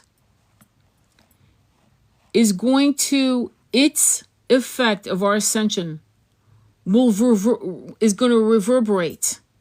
It's going to be a butterfly effect across all timelines, across all dimensions, across all planets, creating new laws of actions. That means the polarities of war, famine, and greed stops here with us as we ascend and do not consent. And those new laws will be created based on what we're doing. They're working on their end, we're working on our end. Our parts are equal to each other. Does that make sense? What we're doing here is massively important. And once we are released from these 3D incarnations, we're on to other experiences on this planet and other planets. But that will be that we have healed the dark polarities by nefarious forces in higher dimensions. It doesn't mean higher hearts. We've just read that. To keep us in these cycles of despair. And once that happens, it's like the whole game blows up and a new law starts where there's no such bullshit polarities anymore. We're that important. And it's interesting I'm reading this because this was a discussion I was having on Andromeda Flame. That's why they can't help us. They can't come in with their little spaceship and stop the shit. Because it won't even last forever anyway. What we're doing in the ascension is helping the whole system, universes ascend. It ends the nefarious shit that's been cyclical for millions of years. Nothing there is that is really below thee, but only a different operation of law. Did you hear? Listen, I've never read this book before, and it's blowing my mind. I'm sharing you what I'm feeling as I'm reading it because it's blowing my fucking mind. Because I basically just said that. And where did I get this knowledge? I was in meditation asking the Galactic Council, where the fuck are you guys? Do you see the shit show of this planet? Where the fuck are you? And that's when they told me, we've helped you before. And it worked for one generation, maybe two. And then it went right back to the cycle of bullshit. You know, I mean, they didn't say bullshit. You get what I'm saying. They said exactly what I'm reading. Nothing there is that is really below thee. Did you hear that? Nothing there is that is really below thee, meaning less than you, but only a different operation of law. Look thee above or look thee below. The same shall you find, for all is but a part of the oneness that is the source of the law. The consciousness below thee is part thine own, as we are a part of thine. Ye, as a child, had not the knowledge that came to ye when ye became a man. Well, no kidding. You should be proud of yourself. Do you realize that us as awakened beings, there's never been this before in the history? You might say, well, what about Atlantis? Let's not compare apples and oranges. Atlantis was in 560. You can't compare that. And look at the fuck up of what happened there. You see, what we have to understand is that being in 6D didn't mean you were good of the light. There were both the light and the, and what I mean by dark, I mean evil. Enslaving humans, things of that nature. Creating humans to enslave, that kind of thing. That, do you understand? Creating famine on purpose, shit like that, right? What they did to all kinds of peoples all over the world. And before Atlantis, the way they attacked the Lemurians. There's all kinds of history. It's like, if you want to know this, you got to just go really, really deep in reading ancient books. Thank God they're there. Do you realize that 500 years ago, none of this was privy to only the elite, the 1%? And they have used this knowledge against us, not for us. Because see, wise shamans, wise ones, the wise ones come to help us. The leaders that we've had have only been into their own gain. So of course they would keep this hidden. Of course they would. And it's interesting how when you listen to Rhonda Byrne's, the documentary, The Secret, and she starts out with the Emerald Tablet, my friends. Something to think about. The consciousness below thee is part thine own, as we are part of thine. Yea, as a child had not the knowledge that came to ye when they became a man. That means what you knew at 10 years old. Do you really believe that when you were 10, you would know what you know today? Shit, 5 years ago. And that's something you have to give yourself credit for. You actually have absorbed the kind of information already that people today still don't understand. You might as well speak fucking ancient Sanskrit. They'll never understand what you're saying. They no clue. And they don't want to. Compare ye the cycles to man in his journey from birth unto death, and see in the cycle below thee the child with the knowledge he has. And see yourself as the child grown older, advancing in knowledge as times passes on. See ye, we also the child grown to manhood with the knowledge and wisdom that came within the years. So also, O Thoth, are the cycles of consciousness, children in different stages of growth, yet all from the one source, the wisdom, and all to the wisdom returning again. Created then he from speaking and sat in the silence that comes to the Lord's. It's amazing. I'm you need to really respect your awakening. You need to look in the mirror without arrogance. You are not a chosen one. You have awakened. You have taken the free will and said, yes, you volunteered to awaken in this timeline. You volunteered. I am so sick of people saying you're the chosen one, the chosen one. The minute you feed your ego, you are lost. That's it. End of story. That doesn't mean you berate yourself. Understand what I said from the beginning of this talk about Thoth's Emerald Tablet.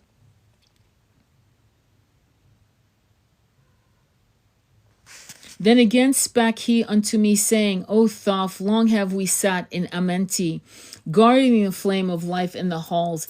Ye know we are still part of our cycles, with our vision reaching unto them and beyond. I know we that all, nothing else matters excepting the growth we can gain with our soul. Know we the flesh is fleeting. Did you hear that? Know we the flesh is fleeting. The things men count great are nothing to us. The things we seek are not of the body, but are only the perfected state of the soul. When ye as men can learn that nothing but progress of soul can count in the end, then truly ye are free from all bondage, free to work in harmony of law. What does that mean? Stop respecting the billionaires with their Rolex watches and private planes, and look at them as what they are, mentally ill to hoard. It's a mental illness. I'm going to read this to you again. This is what they're saying to Thoth. I know we that all, nothing else matters excepting the growth we can gain from our soul. Know we the flesh is fleeting. The things men can count great are nothing to us. The things we seek are not of the body, but are only the perfected state of the soul. When ye as men can learn that nothing but progress of soul can count in the end, then truly ye are free from all bondage, free to work in a harmony of law. There you go. It's not difficult, is it? And yet this was hidden to us by churches, temples, priests. Unreal. Know, O man, know, O man, ye should aim at perfection, for only thus can you attain to the goal. What does he mean by perfection? What are they saying to him? They don't mean perfection, how do you look in your swimsuit? They don't mean what's your PhD. They don't mean your perfect novel. They mean purifying the soul. How do you purify the soul? So that when you go into these different levels of ascension, what does ascension really mean? It means you know more. Your brain is so expansive, and as you incarnate from one dimension and one sentient being into a different species of humanoid or non-human, whatever it is, right? That you stay pure on your path to the light. Just remember about the Anunnakis. Are they good people? I'm using the word people. Are they good sentient beings? Are they kind? Are they loving? Well, some of them were, but some of them were absolutely ridiculous. Evil. Right? It's something we have to... It's almost like greed is good, Wall Street. It's like we were taught... It's funny, I've heard people say, and I always understood, but now I really fucking understand it. Was good, what was good was wrong, and what was wrong was good. They literally flipped the fucking script on us for centuries.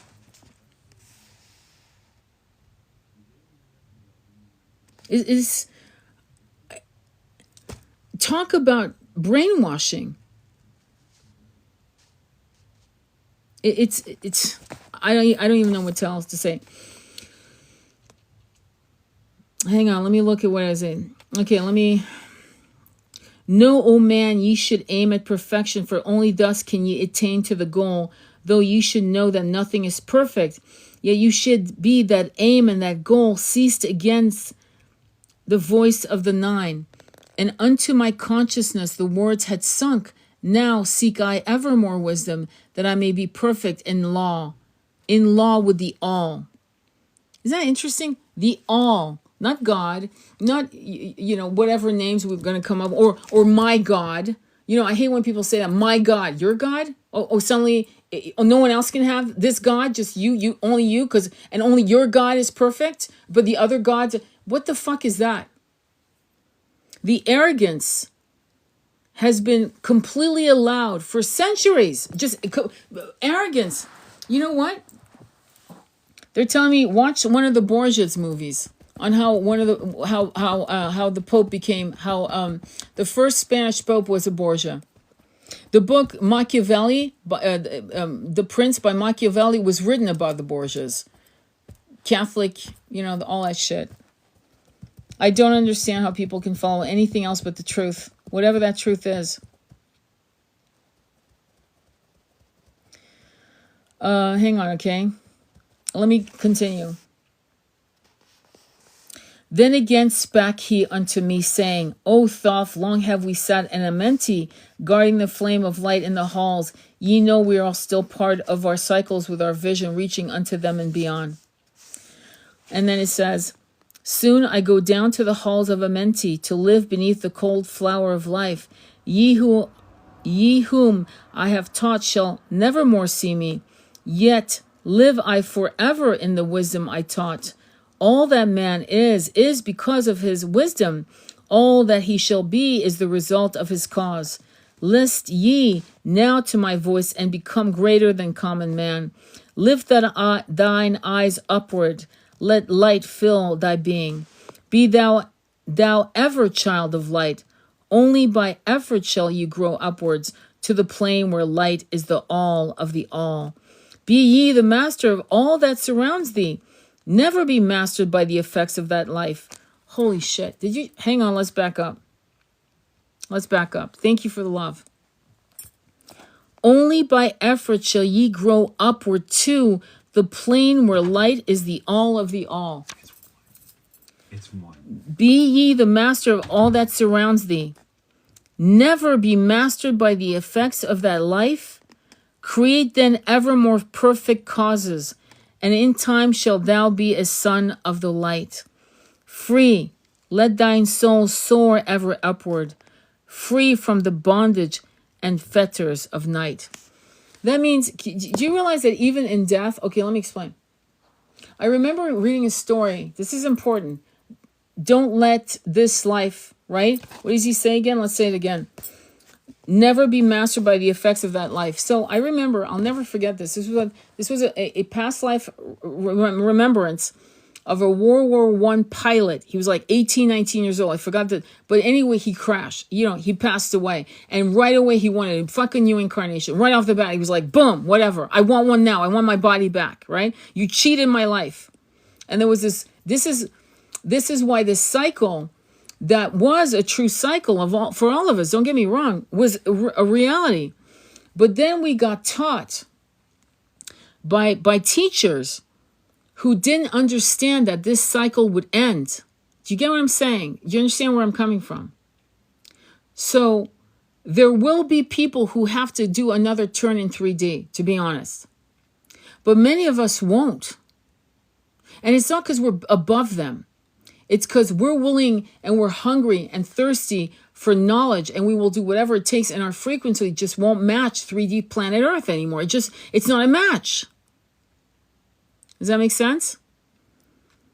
And so we won't have like 5 or 6 or 10 incarnations in a 100-year period. Because what happened to that young pilot? Did he take on an incarnation? And then maybe, I don't know, died of dysphoria, in World War II. And then he took another incarnation. I mean, what the fuck is that? There's no consciousness. It's the effect. It's being impacted by what's around you. Now, one of the most incredible teaching of Tibetan monks and Nepalese monks is, and I bring this example a lot because it's so fucking visual, is when these monks are sitting in the snow in meditation, and they're doused with ice water, and these heavy wool blankets are thrown on them, and within an hour of meditation, I use this example all the time, within an hour of meditation, probably even less, they're completely dry, The blanket is completely dry and it's like a heated blanket. It's now warm because of how they've taken themselves out of, what is it? Never be mastered by the effects of thy life. Lift that thine eyes to the sun in the sky space. For thee, let it be a symbol of life.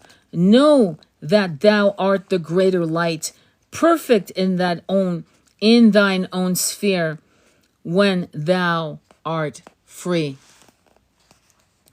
Look not ever into the blackness. Lift up thine eyes to the space above.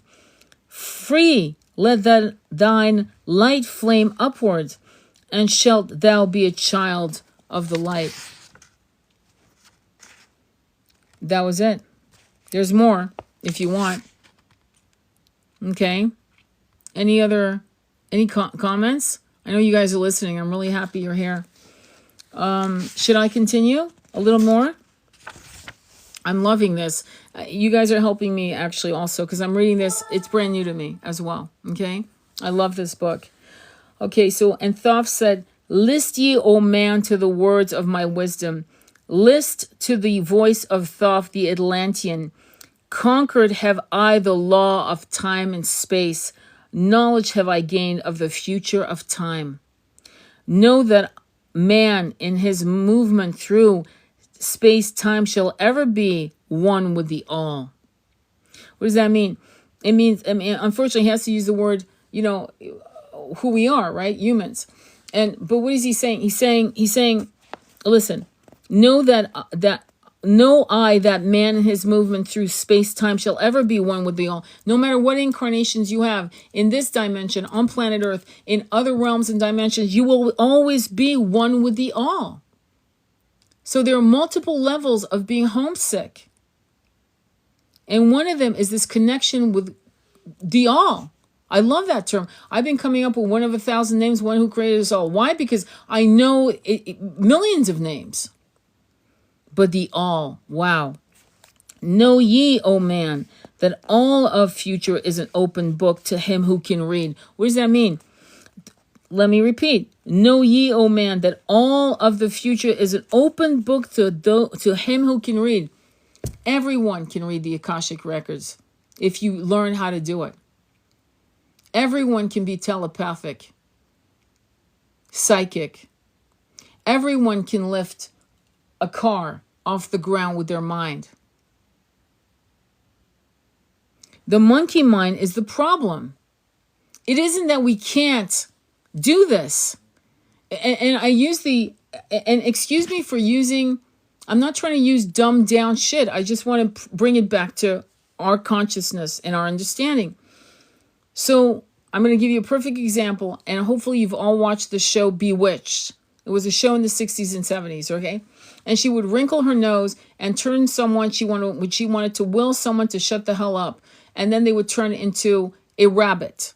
And then she would it was the monkey mind cluttering her ability to just turn the guy into just zip, like a Band-Aid over his mouth. But she would fuck up again and again until she got it right. Do you remember that? Okay, the monkey mind does that. That's why we can't manifest a chair, a rocking chair. We would manifest a rocking chair, and there would be half of it would be an octopus, and the other half would be a rocking chair. I'm not joking. The monkey mind in 3D is a bitch. So when you master the monkey mind, you can at that point manifest as will. It's really our problem. Okay, so all of the future is an open book to him who can read. Going back to that means, yeah, it's an open book, the future, because what is the future? The Akashic records. It's a possible future. What is that future? Well, which future is the best? And, the best win-win. Well, it's that one. Well, let's go with that one. And the problem with the monkey mind, and this is a perpetual behavioral habit of all of our incarnations, particularly on this planet, is that we can't reach shit because our monkey mind, the minute we get a download that's a pure download, then here comes the monkey mind. And then here comes nefarious energies who don't want us to ascend because then they lose complete power because the laws will change. We just discussed how the laws will change, right? And so It's to their benefit to give us corrupted downloads. What are the corrupted downloads? Well, I don't know. Some of these channelers are giving you corrupted downloads. Oh, that's it. It's the end of times.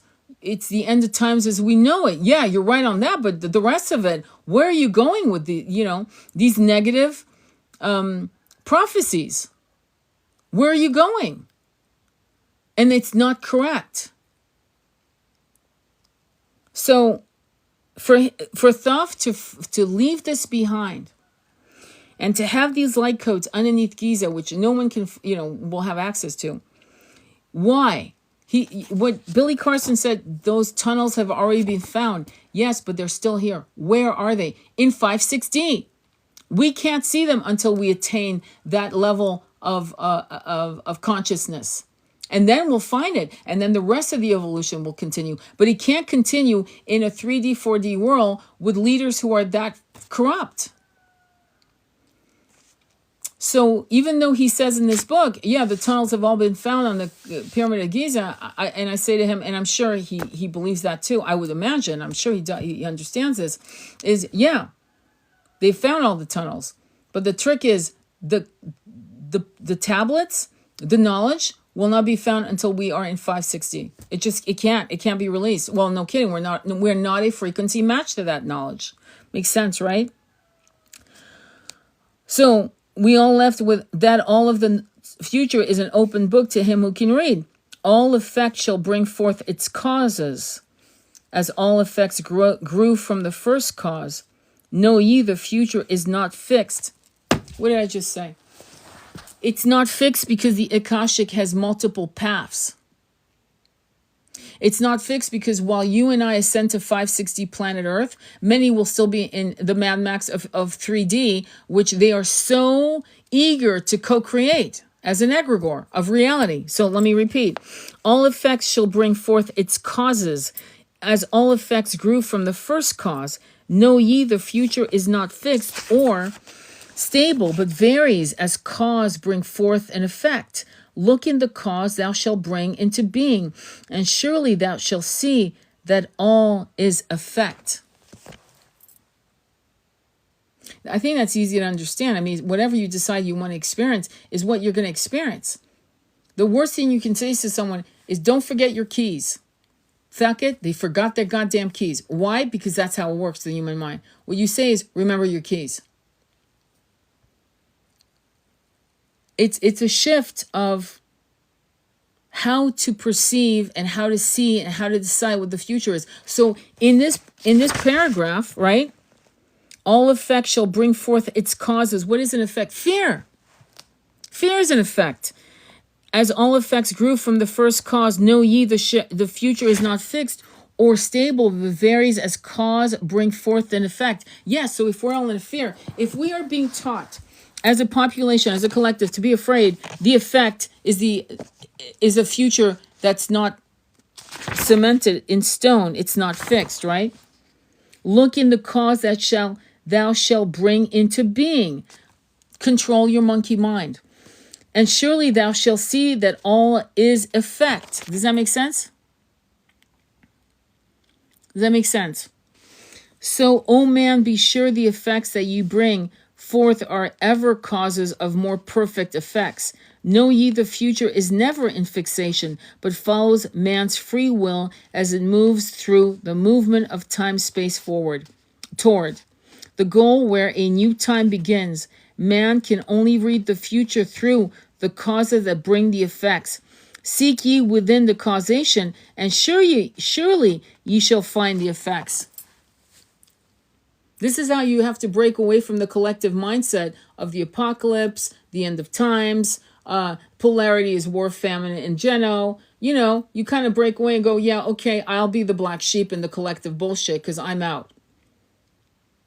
And the irony is you're not alone. We have a whole tribe of people. Millions of us don't believe in this shit. But we believe in this. And surely thou shalt see that all is effect.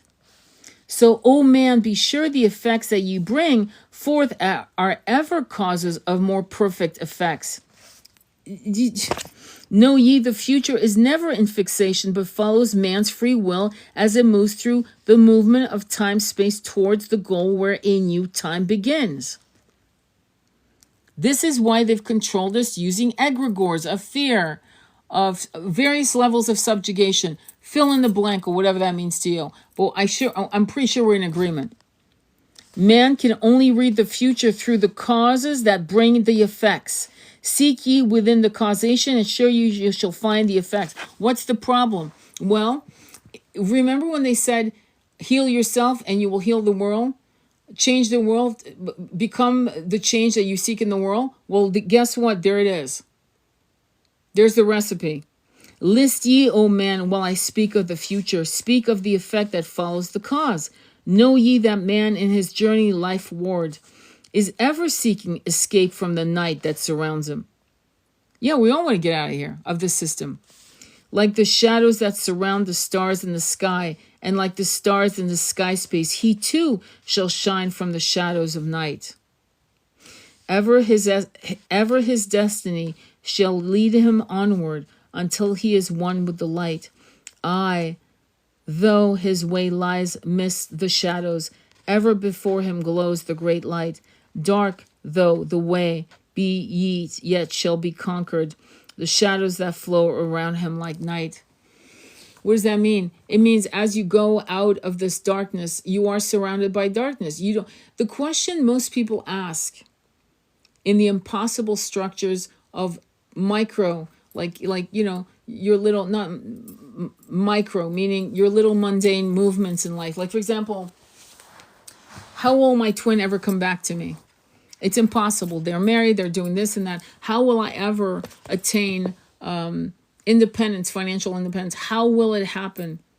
And what they're saying here is, right, it's not, I mean, they're not saying that, but ever before him glows the great light, dark though the way be, ye shall he conquer. You're not supposed to know how. Just keep walking with the incredible wisdom of trusting the all, the universe. That what you seek is seeking you. What you desire was put into play a long time ago. And to search your heart, is this desire true? Is it good? Does it benefit others?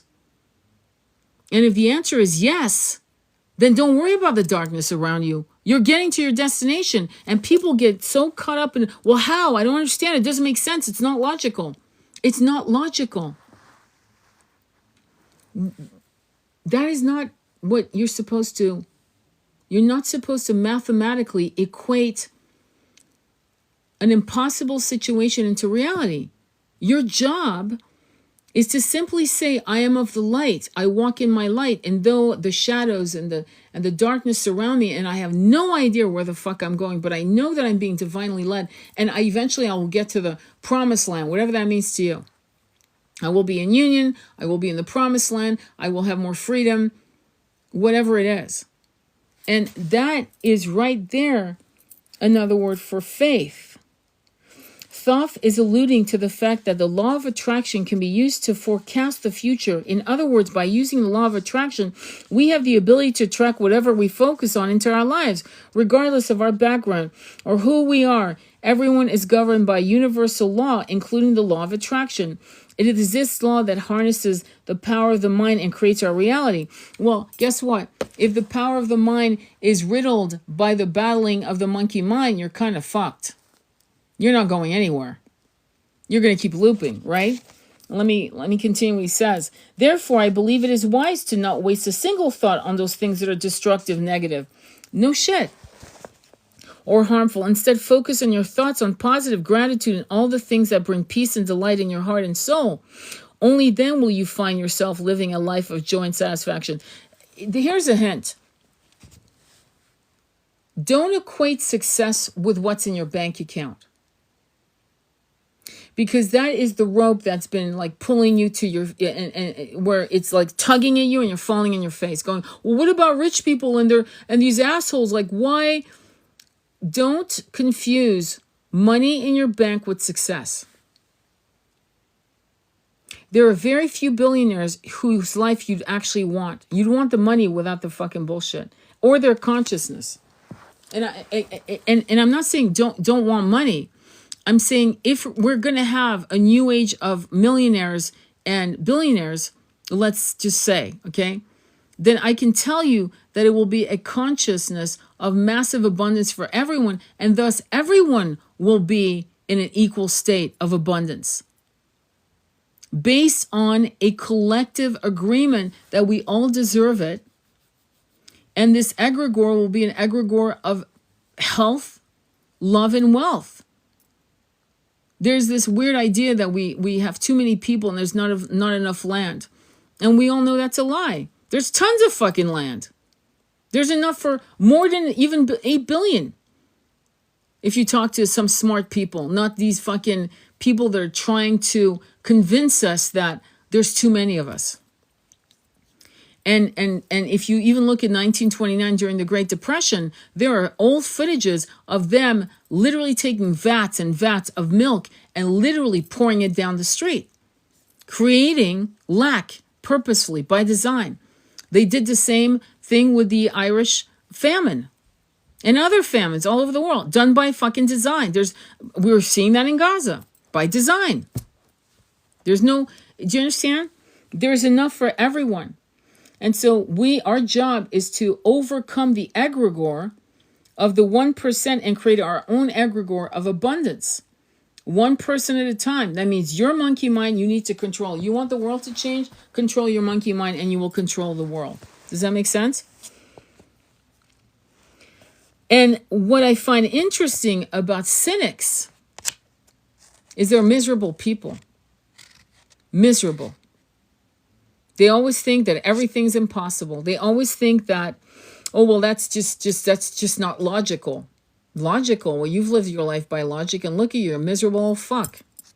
Let's be honest. How many of these people whose life would you like to emulate? Be honest. This is why the universe is such an infinitely beautiful place. The law of attraction dictates that whatever can be imagined and held in the mind's eye is achievable if you take action on a plan to get where you want to be. Thoth is also saying the future is not fixed, but still can be read. Why? Why is that true? Well, it is true. Thank you, my sweets. Thank you for all the beautiful roses. It is true. Why is not fixed? Well, why do you think people can manifest? If it was, you know what's fixed? The day we die. The day we die is when it's fixed. And the day we're born. And you would say, well, no, I'm going to tell you why. Because we have portals where we can actually decide, you know what, I'm fucking out of here. But the final day, the final expiration date is carved in stone. Yeah, you're not staying another, 20 years. You're out. It's time to go home. You know that, right? I hope you know that. So that means that in these incarnations, if you had a dream of being a rock star and you were afraid of, because you were shy, so there was a portal that opened for you to actually make those moves, and then the portals closed, and then other paths came up and you became, a writer instead, right? And you came into writing. And that portal opened and you stayed in that portal. You kept walking down that path and you claimed being a writer and you became a writer. And there are they're like 100, there's hundreds of paths, there's crossroad moments constantly. Do you want to live in New York? Yes, I want to live in New York. Do you want to live in Europe? Yeah, I want to live in Europe. How you decide where you want to go, how you want to live, where you want to live, what do you want to do, is this burning desire. And that desire for some people, which is really sad because I've come across them, they have no idea what makes them excited. None. They have no idea what their mission is. Nothing excites them. And it's probably because of a lot of lobotomy, mental lobotomies throughout these incarnations, to be honest.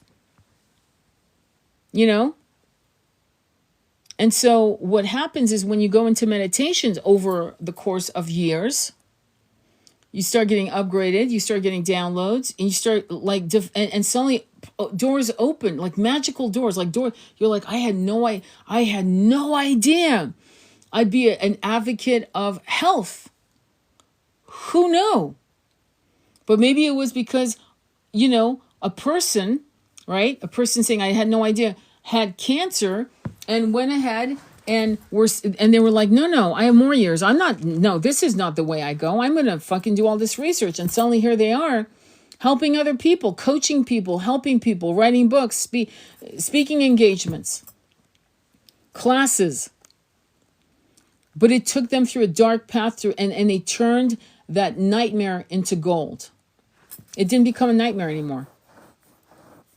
And it's sad because millions of people don't go through that evolution. They give up. What makes a person give up? Fear.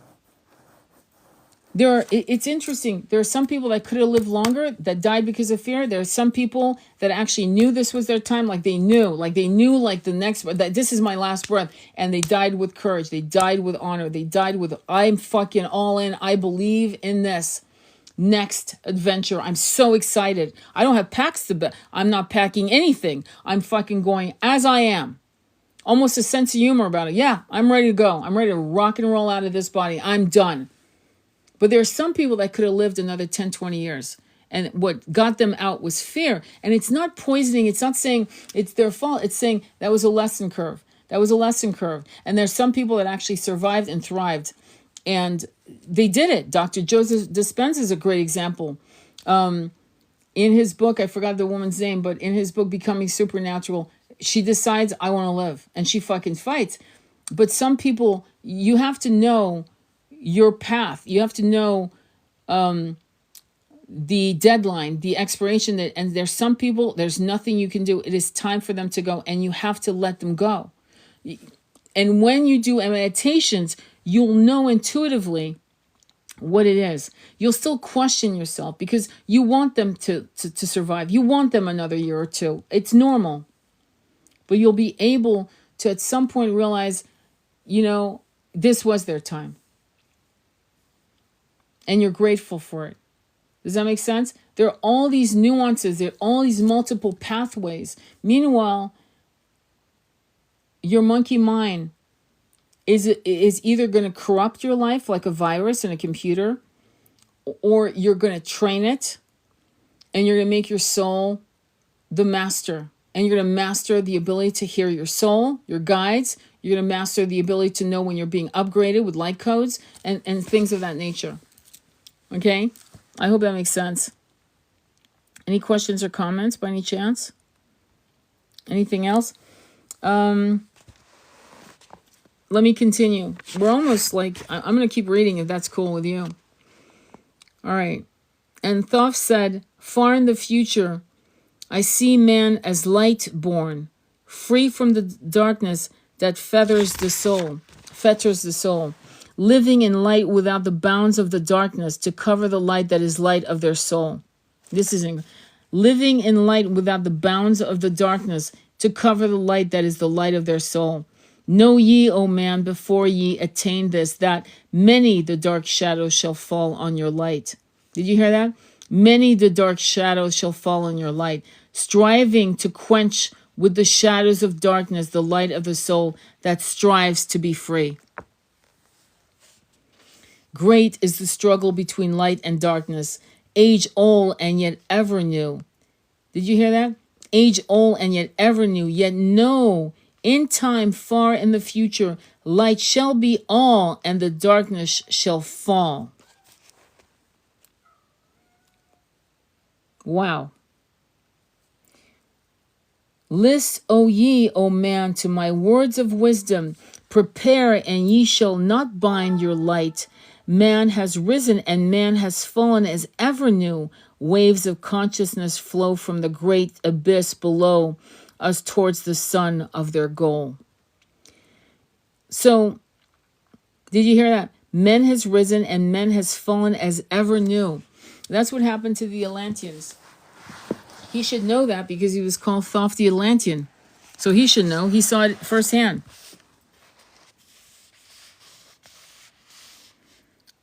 Waves of consciousness flow from the great abyss below us towards the sun of their goal. Yea, my children have risen from a state that was little above the beast.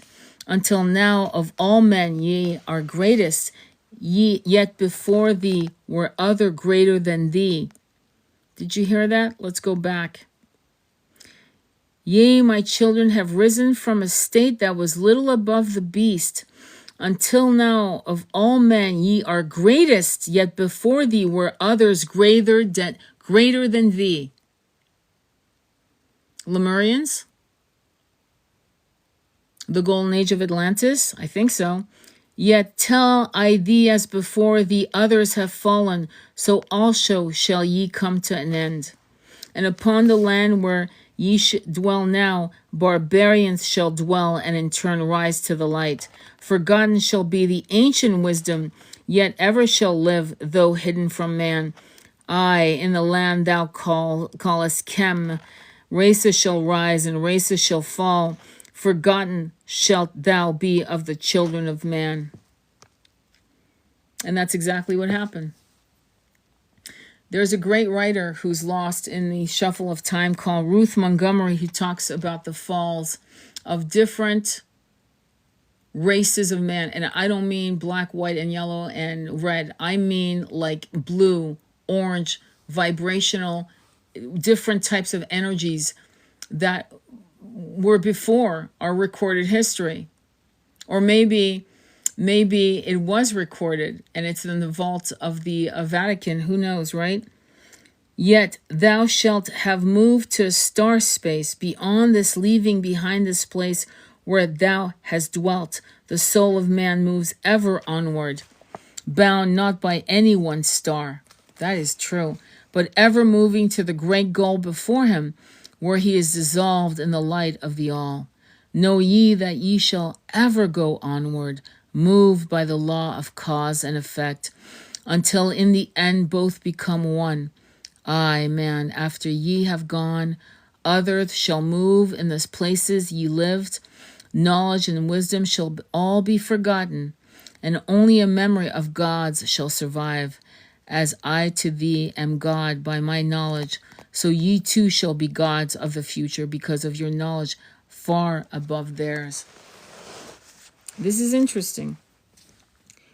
I had a meditation with the Galactic Council, right? And I was told that when the polarities of war, famine, and Geno is gone, many of you know draconian reptilian races, right? They have no heart, no mind. But they said to me that the frequency will be so explosive across all planets' dimensions that the reptilians will no longer be able to be in any way harmful to us, because they will no longer be allowed to be in our sphere on any incarnations, on any dimensions. But this is what they said. But there will be those reptilians, a spark of light will come to them, and they will replace us who have ascended, to come and start the cycle as we did to ascend. And I just read this in Thoth. And that's exactly what I was told. And I remember speaking to Andromeda Flame, and she went reptilian, because it's almost like a shrinking feeling. I go, yeah, there'll be reptilians who actually, there's something in them that doesn't want to keep doing the shit they've been doing. And they will be allowed to cycle into what we will leave once we ascend. It's pretty amazing. Any questions or comments? Yet know ye that all through the ages man shall have access to law when he will. Ages to come shall see revival of wisdom to those who shall inherit thy place on this star. They shall in turn come into wisdom and learn to banish the darkness by light. Yet greatly must they strive through the ages to bring unto themselves the freedom of light. Clearly it's a cycle. Then shall there be come unto man the great warfare that shall make the earth tremble and shake in its course. Aye, then shall the dark brothers open the warfare between light and the night. When man again shall conquer the ocean and fly in the air on wings like birds, when he has learned to harness the lightning, then shall the time of warfare begin. Great shall be the battles betwixt the forces, great the warfare of darkness and light. Nations shall rise against nations, using the dark forces to shatter the earth. Weapons of force shall wipe out the earth man until half of the races of man shall be gone. And he says here, sounds very similar to the verse in the Bible. I wonder where the writers of the Bible copied this. Matthew 24:7. For nations shall rise against nations, and kingdoms against kingdoms, and there shall be famines and pestilence and earthquakes in diverse places. It's from it's from Thoth's Emerald Tablet. Any comments or questions? Anybody have anything to say on this? So what's the takeaway? Hang on. What's the takeaway for you guys? Anyone want to be brave and say something in terms of what's your takeaway? No? Okay. And Thoth said, then shall come forth the sons of the morning, and give their edict to the children of men, saying, O man, cease from thy striving against thy brother. Only thus can ye come to the light. Cease from thy unbelief of my brother, and follow the path, and know ye are right. Then shall man cease from their striving, brother against brother, and father against son. Then shall be the ancient home of my people rise from its place beneath the dark ocean waves. Then shall the age of life be unfolded, with all men seeking the light of the goal. Then shall be the brothers of light rule the people. Banished shall be the darkness of the night. It's amazing, isn't it? It's amazing. I can read to you what he says. At first glance, this passage resonates with the biblical reference to brother against brother and father against son, but that is a common characteristic in many cultures. Such behavior, however, sparks interest from Atlantis. Thoth is referencing the Golden Age. A Golden Age can be found in all religions. It speaks of a period of primordial peace, harmony, stability, and prosperity. During that Golden Age of Atlantis, peace and harmony prevailed. People did not have to work to feed themselves. The earth provided food in abundance. The Atlantean lived to a very old age with a youthful appearance, eventually dying peacefully with spirits living on as guardians. Plato and Cratylus, 390 ED, recounts the golden race of humans who came first. He clarifies that Hesios did not mean literally made of gold, but God and good and noble. Atlanteans will resurface from their homes beneath the seas to initiate the Golden Age. So it's a whole like flip. But this comes from, again, it's interesting. If you're cynical, and by the way, if you're cynical and you've been cynical in the 2,000 years of your incarnations, are you happy? Has it brought you any peace whatsoever? Do you like the state of the planet as it is and how it's run by these fools? Cynicism has no place in ascension. Well, I'll believe it till I see it. Well, good luck. Enjoy your next loop into the next life.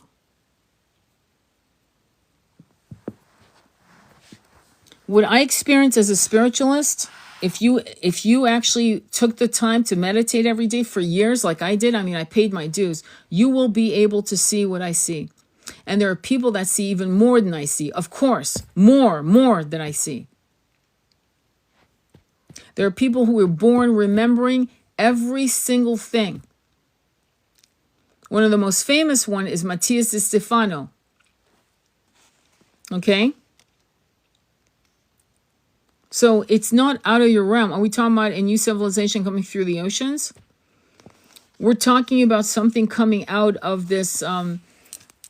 When you go into 5D, it could be that, well, they've been talking for a long time that Atlantis would rise. And I remember when I was reading Atlantis, the Antediluvian World by Ignatius Donnelly, written in the 1800s, late 1800s. He was referencing to islands that would literally surface out of nowhere in the middle of the ocean like in 24 hours. There was a particular island. I don't have the book in front of me, but I'll never forget that. And I had friends who were divers up in the coast of Bimini, and everyone's always saying, well, it was over here, and it was over there, and Atlantis was there. And actually, Atlantis was exactly where the Atlantic Ocean is. and it was all attached. And then it sunk. And then other islands populated, like Cuba and those islands, right? The Bahamas, the Bimini, right? And I remember one of my friends who was a diver for hire in the Bahamas, talked about how they had mapped out a certain area, and this is actually was written in books, where they had mapped out the coordinates of fallen site. It looked like Roman columns or Greek columns and structures, kind of like how they found Cleopatra's a whole city and whatever right at the in a bay in Egypt, in Cairo, right? I believe it was in Cairo. So similarly, they had found a site and they had coordinated everything. They knew exactly where it was. And when they came back like 2 days later, it was never there. It disappeared. So what happens is there are portals based on dimensions, and one day you can see it. You can see a site like as easily as you can see your own hand right now, and then suddenly the portals close and you can't see shit. It's the weirdest thing. So yeah, there's a part of what you're asking. Is it coming from the ocean? It could rise out of the ocean, and why not? Because knowing from what we understand about Atlantis, they were masters of crystal energy. Remember, we use crystals in our watches, right? In all kinds of things. And so I hope it rises out of the ocean, because there's incredible technology. But let's say it doesn't, let's say hypothetically it doesn't. The fact that we will cross out of 5 dimension, out of three dimension into 5, 6 dimension on this planet would mean that there will be probably Atlantis, but it won't do a massive cataclysm for the 3Ders. It probably won't. They will have other issues like what we've just seen with the hurricanes and so forth. And maybe there will be some massive shit. But I don't really want to talk about that, only because I don't want to put that as an energy that is the seed planted into your mind at all. My point is to talk about where we're going. Not what's going to be lost, but what's going to be gained, if that makes sense. Only because I really want you to be fearless, not fear-filled over changes, right? That's really the main point here. Okay? All right. So let's continue. Let me see here. Okay. It goes right into, the children of man shall progress onward and upward to the great goal. Children of light shall they become, flame of the flame should their souls ever be. Knowledge and wisdom shall be man's in the great age, for he shall approach the eternal flame, the source of all wisdom, the place of beginning, that is yet one with the end of all things. When that happens, according to Thoth, knowledge and wisdom shall be man's in the great age. In a time that is yet unborn, all shall be one, and one shall all be. Man in a perfect flame of the cosmos shall move forward to a place in the stars. I shall move even from out of the space-time into another, yet beyond the stars. Long have ye listened to me, O my children. Long have ye listened to the wisdom of Thoth. Now I depart from ye into darkness.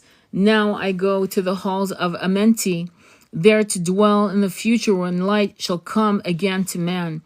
Yet know ye, my spirit shall ever be with thee, guiding that feet in the pathway of light. Guard ye the secret I leave with thee, and surely my spirit will guide thee through life. Keep thine eyes ever on the pathway to wisdom. Keep the light as thy goal evermore. Fetter not thy soul in bondage of darkness.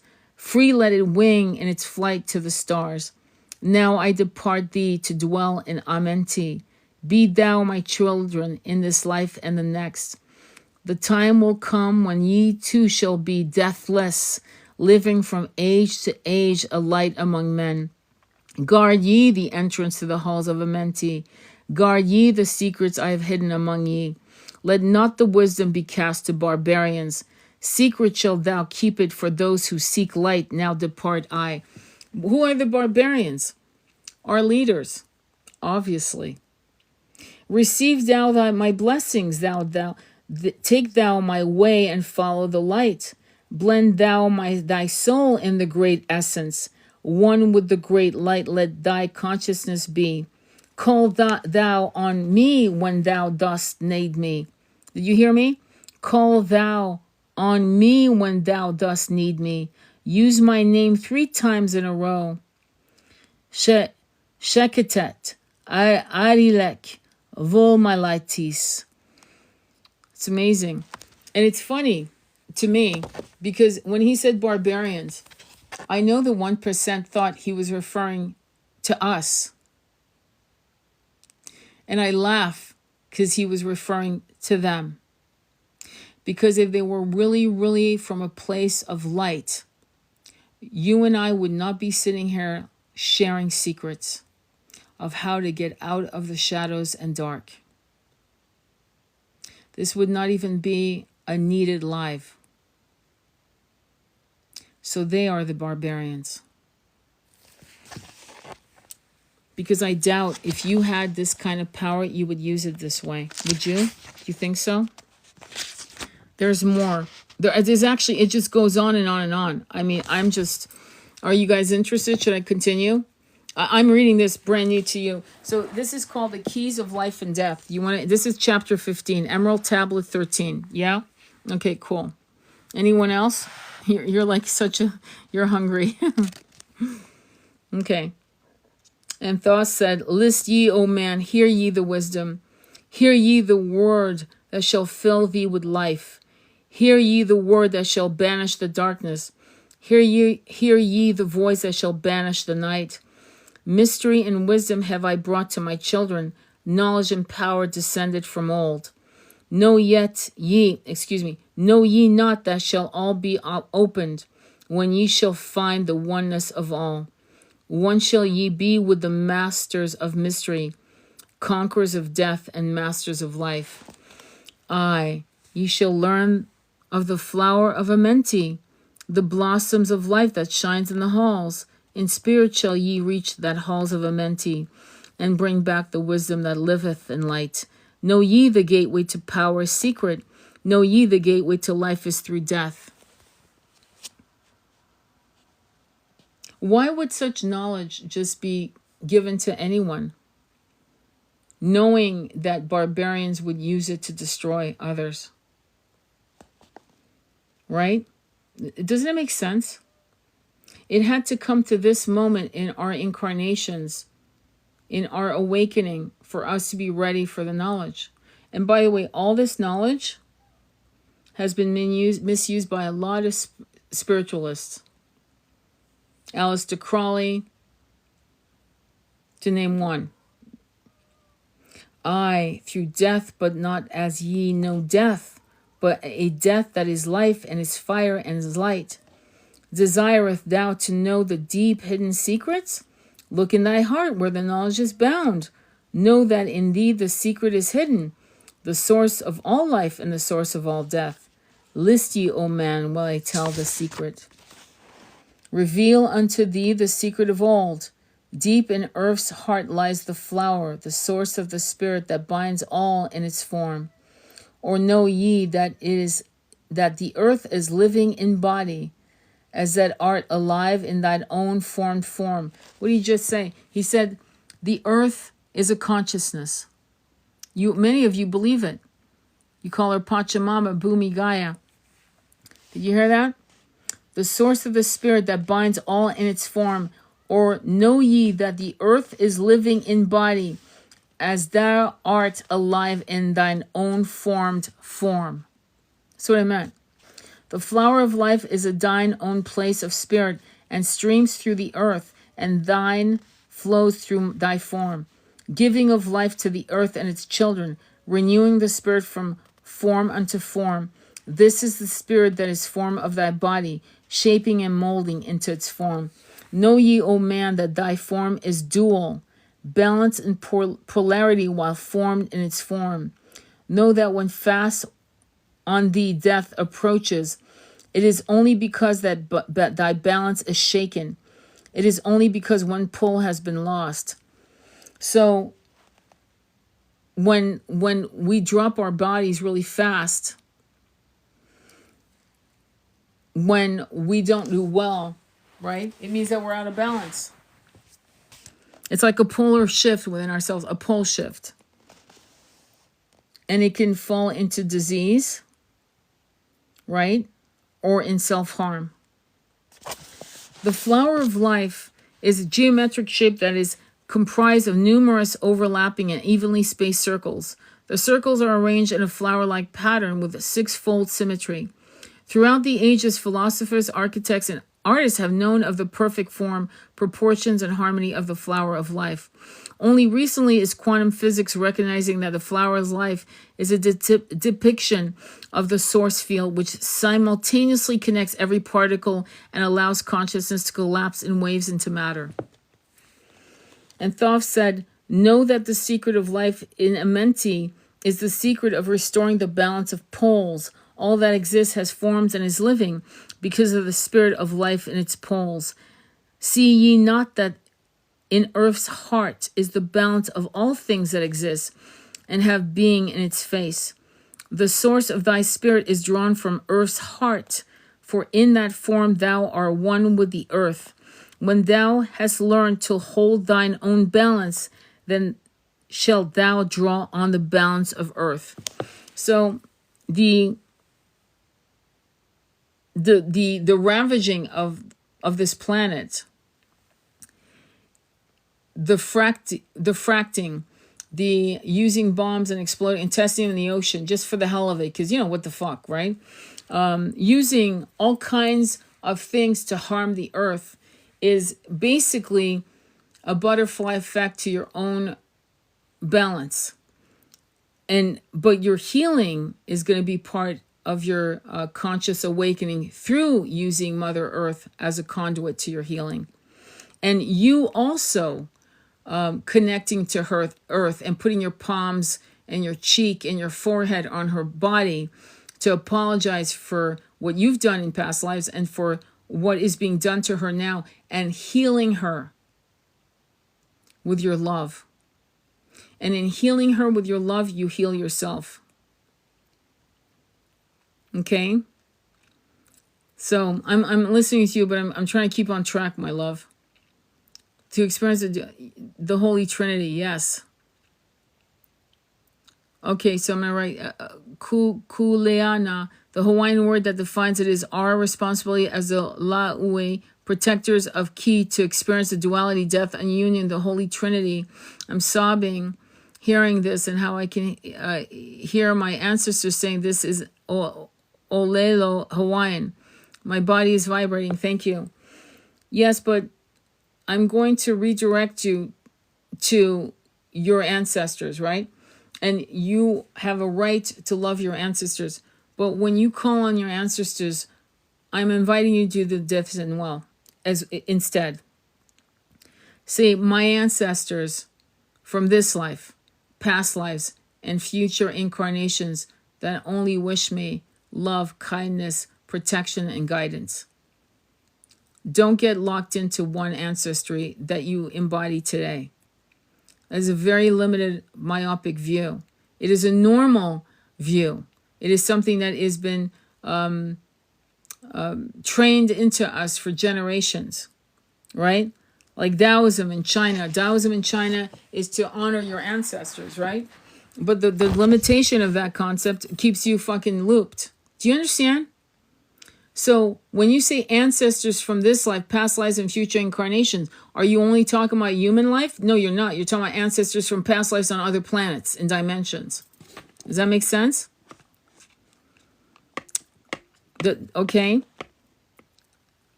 Exist then shall thou while earth is existing, changing in form only when earth too shall change, tasting not of death but one with this planet, holding thy form till all pass away. List ye, O man, whilst I give the secret, so that ye too shall taste not of change. 1 hour each day shall thou lie without thine head pointed to the place of the positive pole, north. 1 hour each day shall thy head be pointed to the place of the negative pole, south, whilst thy head is placed to the northward, hold thou thy consciousness from the chest to the head. So these are actual instructions, right? To hold your head to the south, to hold your head to the north.